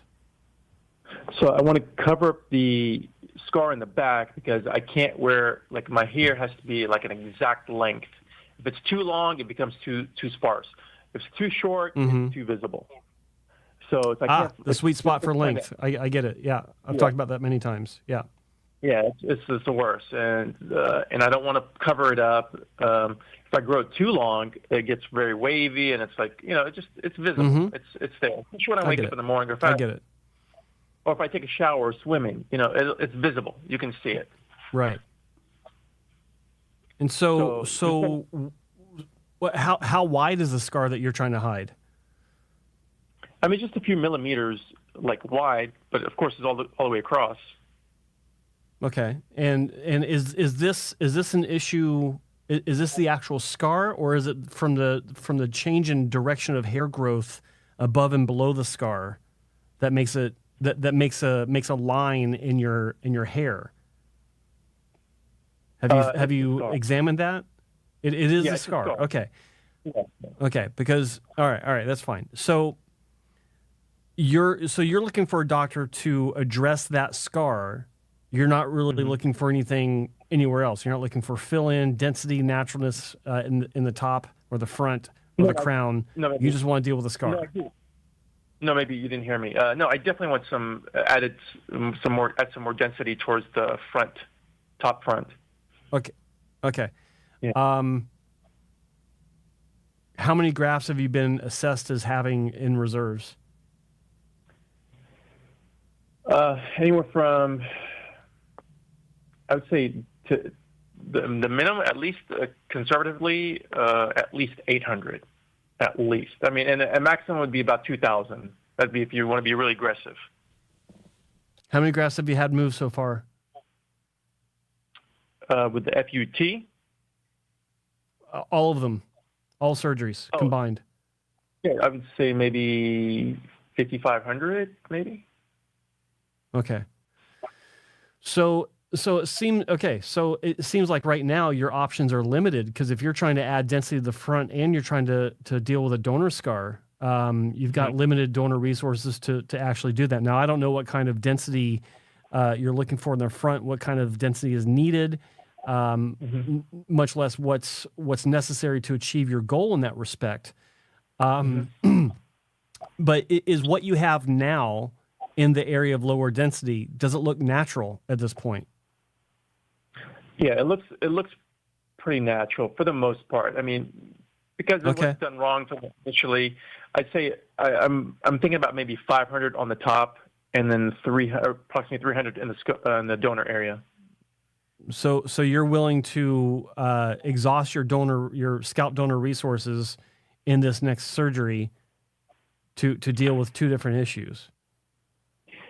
Because it sounds like that's what would be happening. Yeah, I'm wondering if I should wait and to do this donor area and just focus on the top. Well, you gotta ask yourself, what's the most important thing for you, and that's what I was getting to with the area on top. Does it at least look natural? Because if it looks natural, then I think that it would make more sense to at least consider doing the scar alone, see how that works out, and if it's good enough to where you can feel better in these situations where you talked about how your self-confidence is a bit compromised, then you can consider another surgery to do the front to add that density, or just keep what's left in reserves in case you need more hair. I'm going to assume that you have more natural hair to lose on top of your scalp. Is that true? Possibly, yeah. I think it's a little light in certain areas of the top. That I need, like, it's a little sparse, and I need to fill it up. Okay. Well, it doesn't sound like you have enough donor hair to do that. So, like you were talking about the front, now you're talking about the top. So which is it? It's two different things. Is it the front, so like the hairline area, or is it the mid scalp? Closer towards the front, right behind the front. Okay. All right. So, all right, fair enough. Well, and obviously you're talking about. Yeah, so about 500 right there. Yeah, I was saying it's about 500 in that area, and then all I need is about approximately 300 to cover the back part. So 800 total. And that was told to you by the different doctors that you're considering. You need about 300 for that donor scar. Yeah. Okay. And I also saw Dr. Wong too, and he said you could do probably 1,500, but I don't want to go that aggressive right now. I just want to do the minimum. Okay. So just to be clear, these 800 and then 1,500. These are assessments for your next surgery of what can be done, or that's what they say is all you have left. No, that's what can be done. Okay, because I asked you earlier what you've been assessed at what you have left in your donor, and you said 800, but but you answered that as that's the size of the next surgery that one clinic suggested, and that you probably have more. Okay, all right, two different scenarios. So that completely changes everything. All right. Okay. Maybe I didn't hear you. Yeah, that's fine. That's fine. So again, I'll ask you: did these doctors tell you what they think you have total for? Like, if you have 5 more surgeries, how many grafts you have left total in your donor reserve? They didn't say definitively, but they definitely said that there is more room. But I didn't want to. They don't want me to exhaust all that. We're looking further down the road in case I need anything else. Yeah, fair enough. But that's why I'm asking, because the next surgery, and what's been assessed is what they think you need versus what they think you have in total. That's an important aspect to consider, right? So if one doctor says Well, if they all say you got 3,000 grafts left, but each clinic says, well, we can do 800 for you this time, and another one says we can do 1,500 for you. You need to take that into account because, if you only have 3,000 left, then you have to figure out what your distribution plan will be depending on where you go. So, with that said, I think that obviously an 800 graft approach is safer. But it also depends on, I mean, if you're looking for density, and to answer your original question, how do you decide? I think that it comes down to this, and it's very simple. Figure out what you need, and of the clinics that you're considering, which one can show you that they've done this thing that you want consistently, given how tough it is to get photos and video of patients that have gone through this. And make your decision based on that. Because if you have 10 clinics that all do a great job and they're all highly recommended, not all of them are going to have the type of work to present that you want to have done. So, one clinic might say, "Oh, we love using beard hair for scar revision or for placing grafts into scar tissue because it saves the scalp donor for scalp results, right?" And other clinics might be like, "Oh, we'll take scalp hair and just move it from one area of the scalp into the donor scar, and it's fine." You have to decide if that's what you want to do. So if you don't have a lot of scalp donor to work with, then maybe beard donor is something to consider. I think it is for a lot of cases. If I were to do any more grafts into my scar, I would use beard hair for my own case. I've already had scalp hair in it, and it's fine. But if I were to do it again, I'd go in for beard hair. For me, are there quite a few doctors who know how to do beard hair? No. That's why I need to boil it down. That's why I need to how do I go about finding out who does? Are they on your website? Ask them. No, not on my website. Maybe not even on their website. You have to ask them specifically. Okay. Have you worked with beard hair into scar? And if so, can you provide examples of such? Obviously look on their website to see if they talk about it, but not everyone talks about it very much because it's not done every day by most clinics because it's just not done very often. But there are some clinics that when they do it, they do a great job. Like Dr. Cooley did a great job on it on some cases I've worked with. Eugenics in India, they do a great job using beard hair. Dr. Scott Bowden, Connecticut, I think he uses beard hair into scar, and he gets great results. Dr. Chris Pasanga in Brussels does a lot of it. You just have to find them. Yeah, you just have to find them. Yeah. Do your due diligence on that. What about Bauman? I think that's named Bauman in Florida. I don't know if he does a lot of beard hair. Okay. I don't know. So I have to ask him. When a doctor tells me how much I can, what my total available hair I can transplant in the future, what questions I can ask them? How do they come to that conclusion? Based on what? If some doctor says 1,000, another doctor says 3,000, what's that based on? How do they know?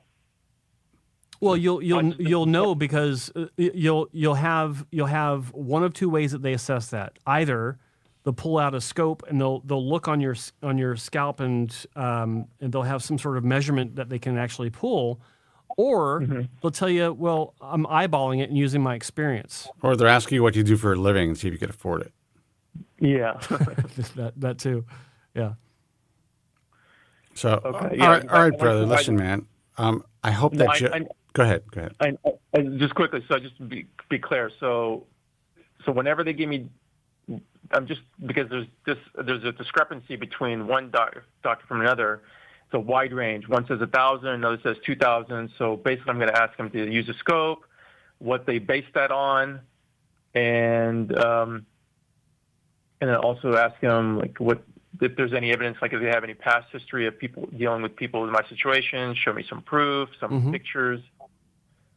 So I guess I'll just start with that Yeah, from now on. you don't want to say to them, "Can you show me some proof?" Because it's kind of it's kind of negative, But if you can, you say, "Can you share some examples or point to them on your website or where patients have talked about it online, something like that." Or if they got something they can send you where patients haven't agreed to being public with their results, but they say, "Yeah, you can send it to patients that are interested for sure." But I think it's important to understand that if you have 5 different clinics you're considering and they've all seen the same photos or you've been to see them all, whatever, and they will give you different assessments for how many grafts you have available in total and how many grafts that they will do for you in this one surgery. And it doesn't mean that there's any approach that's bad. Some clinics can and do perform more than the others in certain cases. They might be able to dense pack a little better. They might be a little bit better at donor management. But it's up to you to figure that out based on the consistency that you see and what they present themselves online and maybe what their patients present online. Yeah. Okay. Great. Thank you so much. I know Spencer is getting bored. He wants to move on. Oh, and what's crazy? It has nothing to do with you. I'm kidding. All right, brother. Take it easy. So much. All right. Bye-bye. Good luck. Take care. Good luck. Bye. Rob Hellner, you can go fuck yourself, by the way, as far as the golfing on my forehead comment. I didn't want to say anything. I wasn't going to bring that up. You can go fuck yourself. I'm very happy with the size of my forehead. Biatch. This guy is just unbelievable. Do you have time for another phone call, Joe? Sure. All right. Why Let's not? take another call. Hey, you're on the air. Who's this and where are you calling from? This is Gypsy from LA. Hey, Gypsy, what's happening? Gypsy. Yay! The usual last call. Right on. What's up? What's going on? So I tuned in a little late. So 2 things that I wanna say. Sure. I don't know if being late. I don't know if you were getting calls or not, but I thought I called the same anyway since I haven't talked to you guys. I appreciate it. And We have a full board. There's someone waiting right now. there you go. What was I gonna say? I was gonna say a second thing, but now I forgot. See, there you go. Oh yeah. Did I miss May's call today? Any drama? May? No, you didn't miss May's call. No. Well, yeah, it's been a while that I haven't called, and I saw the title today as I was tuning in, and I tuned in as soon as you guys were talking about Huberman. About what? It's Oh, funny Huberman. About Huberman. Yeah. And it's funny because I just saw a podcast of someone who does really good podcasts, in my opinion. I don't know if you've heard of Modern Wisdom, Chris Williamson. Modern Wisdom. Maybe I have. Yes. Yeah. Yes. Yeah, he's pretty good. His podcasts are very interesting. He has a bunch of different people who really know their craft. But on this particular podcast, it was more like he was having a chat with one of his friends. And, of course, my ears stood up as soon as the hair loss thing came up. And sure enough, similar to most other people, his friends started talking about, like, oh, you know what, it's better just to, get used to it, this, that, and the other. I looked at the medication thing, and the amount of side effects is not worth it. To Chris's credit, he did say, listen, if you want to learn about that, you need to talk to Derek from More Plates, More Dates. He's the authority on that. And, of course, I was just thinking, well, he's a good source, but the authority is, Tillman and Kobren. Well, I appreciate that, but these guys don't know that, and how could they? We put on our camera once a week. We do this little live show, and I pray to God that Joe's channel grows. Otherwise, I don't think about it. No, definitely. But I thought that I think that what you guys need is to create some kind of partnerships with some of these guys that have a huge audience, and maybe do like a little, collaboration. Because I think that these guys, like someone like Chris Williamson and, of the likes, they could really get the word out of, the Look, I would love good to, advice but that you guys they are have trying to to be do. willing to invite us on the broadcast. And yeah, I can hire a PR person, and maybe I could do that, and pull it old school and try to beg to be on these guys' podcasts. And I know it would help a lot of people. I guess I don't have the incentive anymore at this stage in my life to really try to hustle in that way and hope to get on these kids' podcasts. Now, I'm not saying there's anything wrong with it. I'm just saying on a personal note, it's not like at the top of my mind. I enjoy turning on the camera, talking to you guys, speaking to a few thousand people a week, and then moving on. But if there any of these guys are listening and they want the truth to be put out there, I'm available at any time. And it's interesting you talk about what this guy said, and that he recommended Derek, which I think is a great resource. I think that the reality is when you watch and you learn about, you said, these people have particularly interesting podcasts that you like, and they're speaking to people who really know their craft. The truth is, when we learn and we think, especially when it comes to science and health, those who know their craft, we really believe that that's the case, and then they cross over into our wheelhouse, like I spoke about earlier, then you realize, do they really know their shit? Because if they're able to bullshit us about the hair loss aspect of what they're talking about, what else don't they know about? Whether it's Huberman, whether it's Saladino, whether it's Dave Asprey, whether it's any dermatologist online. If this person doesn't understand the basics of hair loss and what works, why would I go to them to possibly take a look at possible skin cancer, or advise me on whether to have some sort of surgery or have some sort of procedure? So it all trickles down to that. What most of these podcasts do is they try to find who they believe is the most well-versed in their field. It's almost like old school television, but it's brought to a different level because it's long format. It's long form entertainment. So in the old school, what would happen is, especially when I started, a lot of these shows would contact me and want me to be on the show. But it was basically because I was on their PR list. I was very visible at the time. So it really is just whoever has the best PR, the most visibility, that gets to be asked to be on these programs. It doesn't necessarily mean that they're most knowledgeable. And I think that's important for people to know. And that goes in every aspect, whether it's cosmetic surgery, hair transplant surgery, cardiology. These doctors are, you saw what was happening during the pandemic, right? All these so-called experts. Yep. Oh, yeah. It's pretty frightening. Yep. But yeah, man, you're right. If we can make that happen, if someone wants to invite me on, great. I do have some people who are extremely well known, some huge guys who follow me. Now, it's up to them to ask me, and I'd be more than happy to do their podcast.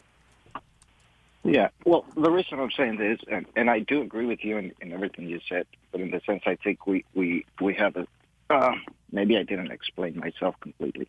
When I say someone who really knows their craft, I mean like someone like you, right? You know about hair loss and everything around it because you've been in it for so long, and that's your lane.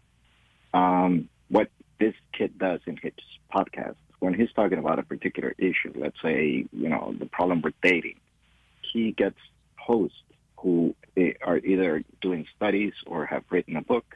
Like you wrote a book about hair loss. So I haven't really seen anybody who gets out of their lane too much.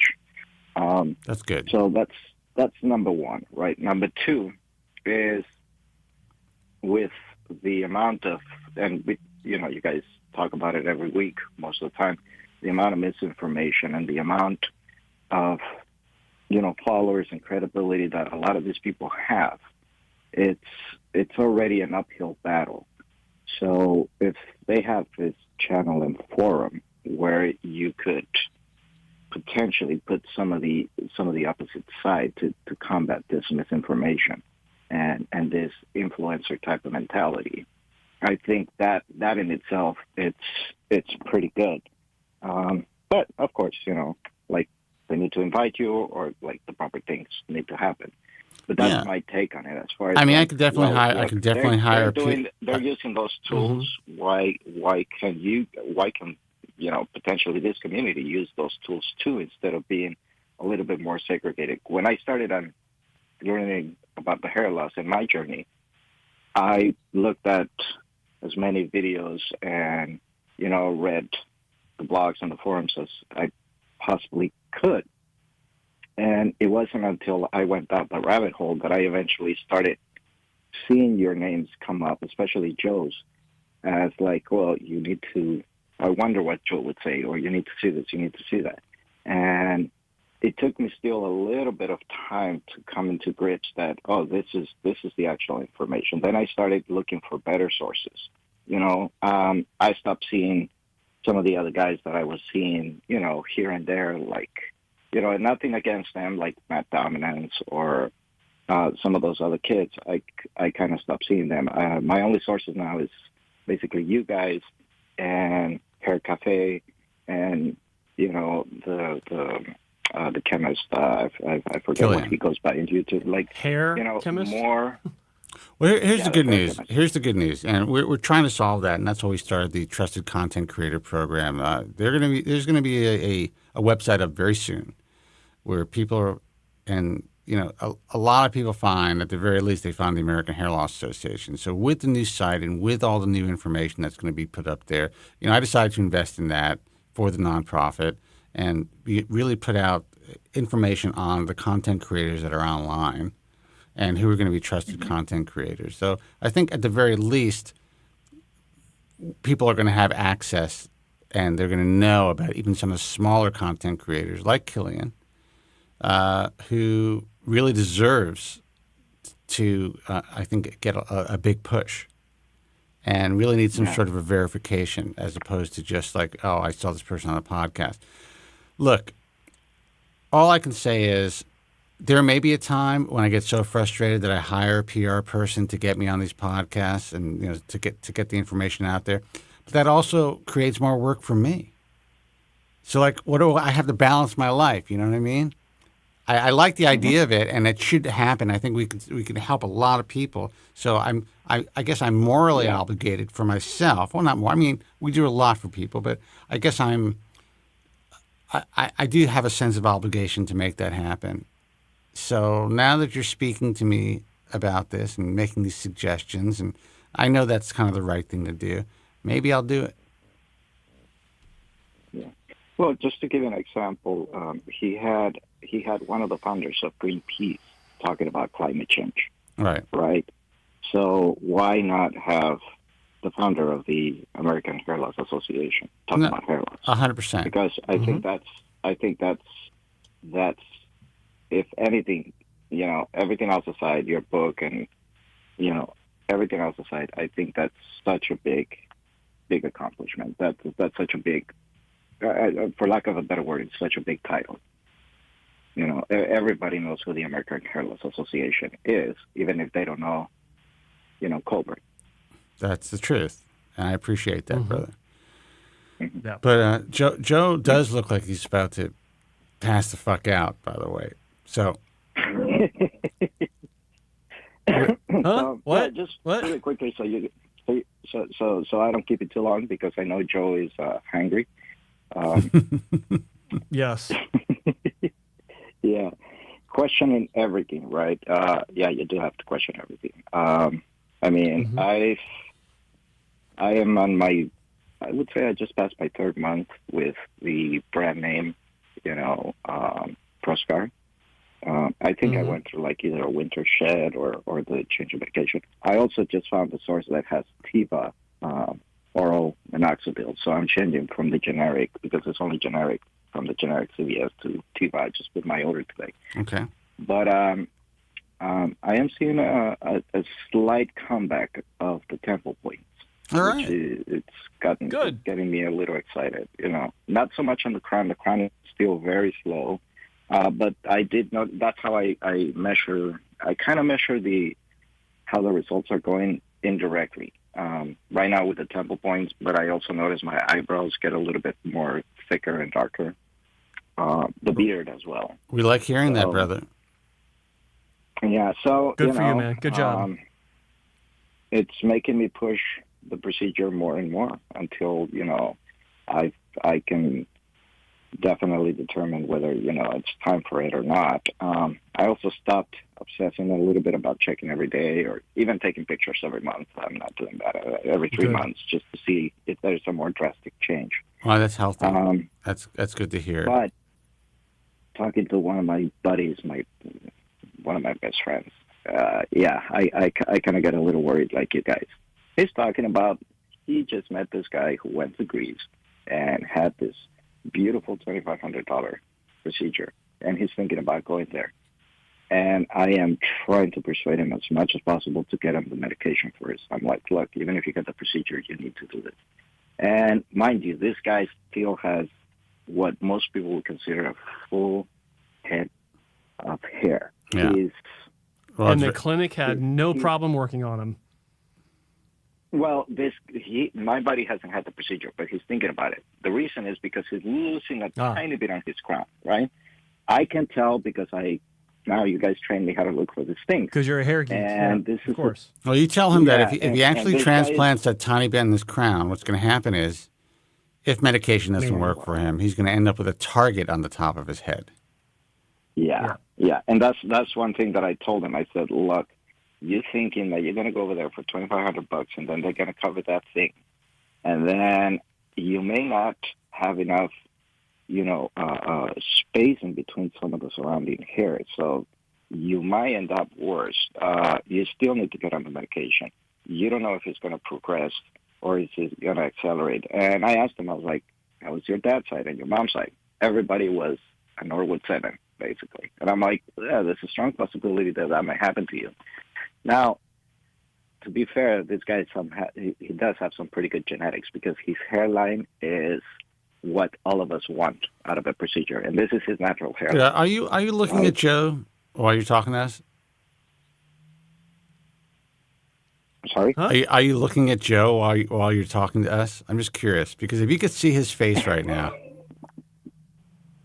No, I'll tell you, the look on my face is one of aggravation because I had to put Rob Hellner in a timeout Again. because I'm tired of his shit talking about callers. It was fun for about 5 minutes 3 years ago. You can stop now. Right. And then comments about caller. No more. I'm done with it. So if it's done again, it's more than a 5-minute timeout. That goes for everyone. Stop talking about callers because you haven't called in yourself yet. All right? What about my forehead? Yeah, exactly. It's all because of your forehead. Anyway, Gypsy. Hi, Gypsy. What else you got? Is that it? Yes, sir. We're gonna roll, but I appreciate no, I appreciate that's everything that you're saying to us about getting the show out there more, and maybe I'll think about it. I'll think about what I can do. I mean, I definitely have the means and the ability to go old school, get a PR person, have them knock on all these podcast doors. They're always looking for people, and I'm sure that will get me on these shows. It also guarantees that I'm going to have to deal with a lot more bullshit. So I have to kind of balance that. Right. Well, it's food for thought. Yeah. All right, brother. All right. You have a good weekend. All right, man. Okay. Thanks for the call. You too, guys. All right. Take care. Take care, Gypsy. Thank you. Bye-bye. Bye-bye, Gypsy. Bye-bye. Thank you. Bye-bye. All right. We're not going to take any more calls. Joe's got to get the hell out of here. The phone number, you know what it is. I'm not going to give it out because if I give it out, we're going to get more calls, and that's how my mind is working. Instead of stopping the show, I'm giving out the phone number. That's just force of habit. That's your training. It is my training. Jesus. Anyway, guys, I want to thank everyone for tuning in. I want to thank everyone for holding on. I'm sorry we can't take your calls. We're going to go. So if you're still holding on, you should hang up. We're here every week to answer all of your questions, talk about your hair loss journey, your hopes, your successes, your struggles. The reason the other caller called before, Gypsy, I know he wanted to kind of move on. He doesn't live in the past, but his Bosley experience is important. But I have to tell you, I've been receiving so many fewer complaints about Bosley. But when I hear one that was just 8 years ago to your level, it's just like, maybe you put the brakes on shit with certain situations. It's just like, shit, it's still happening. Even 8 years ago, that's not a long time ago in the scheme of this hair loss world. That shit shouldn't have happened. No. You could be disappointed, but you shouldn't have been destroyed. 2016. It's like, that was yesterday. Yeah. That shit 3 years before the pandemic started. Yeah, that shit was figured out. Yeah. Hair transplant surgery was completely figured out in 2016. It was already starting to go down the tubes again. Yeah, that's it was there's no excuse at that point. So I mean, the logical endpoint for FUT was already done. They knew how to do it. They knew how to do it well. So if they didn't hire the right staff or the right physician in the San Diego area in 2016, that's a problem. So anyway, guys, listen, we're going to go. Pedroza, stop it, Joe. Stop what? What am I supposed to stop? What am I doing? What's Joe doing? What's going on? Was I yawning again? I don't know. Anyway. As you were. Yeah. Leave Joe alone. What was I going to say? We're gonna keep doing this thing. We're gonna answer your questions. Oh, okay. Sorry. Rob, you're out. Thanks for playing. Wow, Joe, pissy. Great show as always. Yeah, don't mix it in with a compliment. You're done. Bye.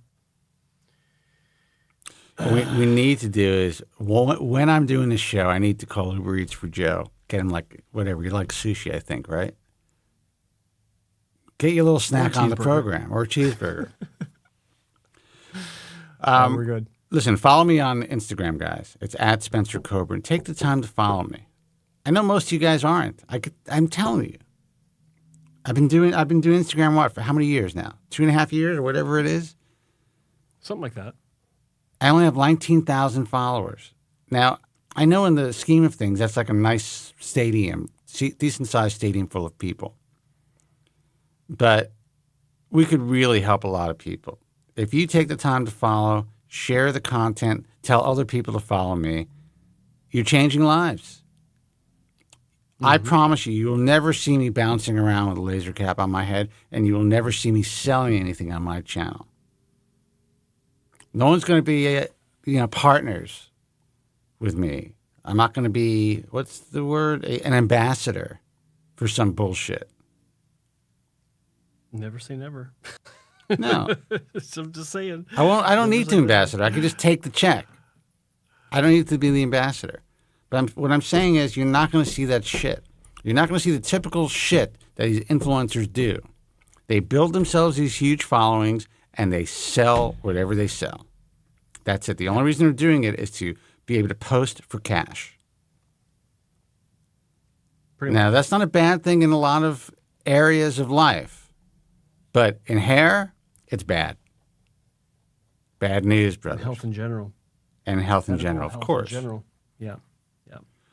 So until next time, be strong. God bless. Oh, and follow Joe at Joe Tillman Official.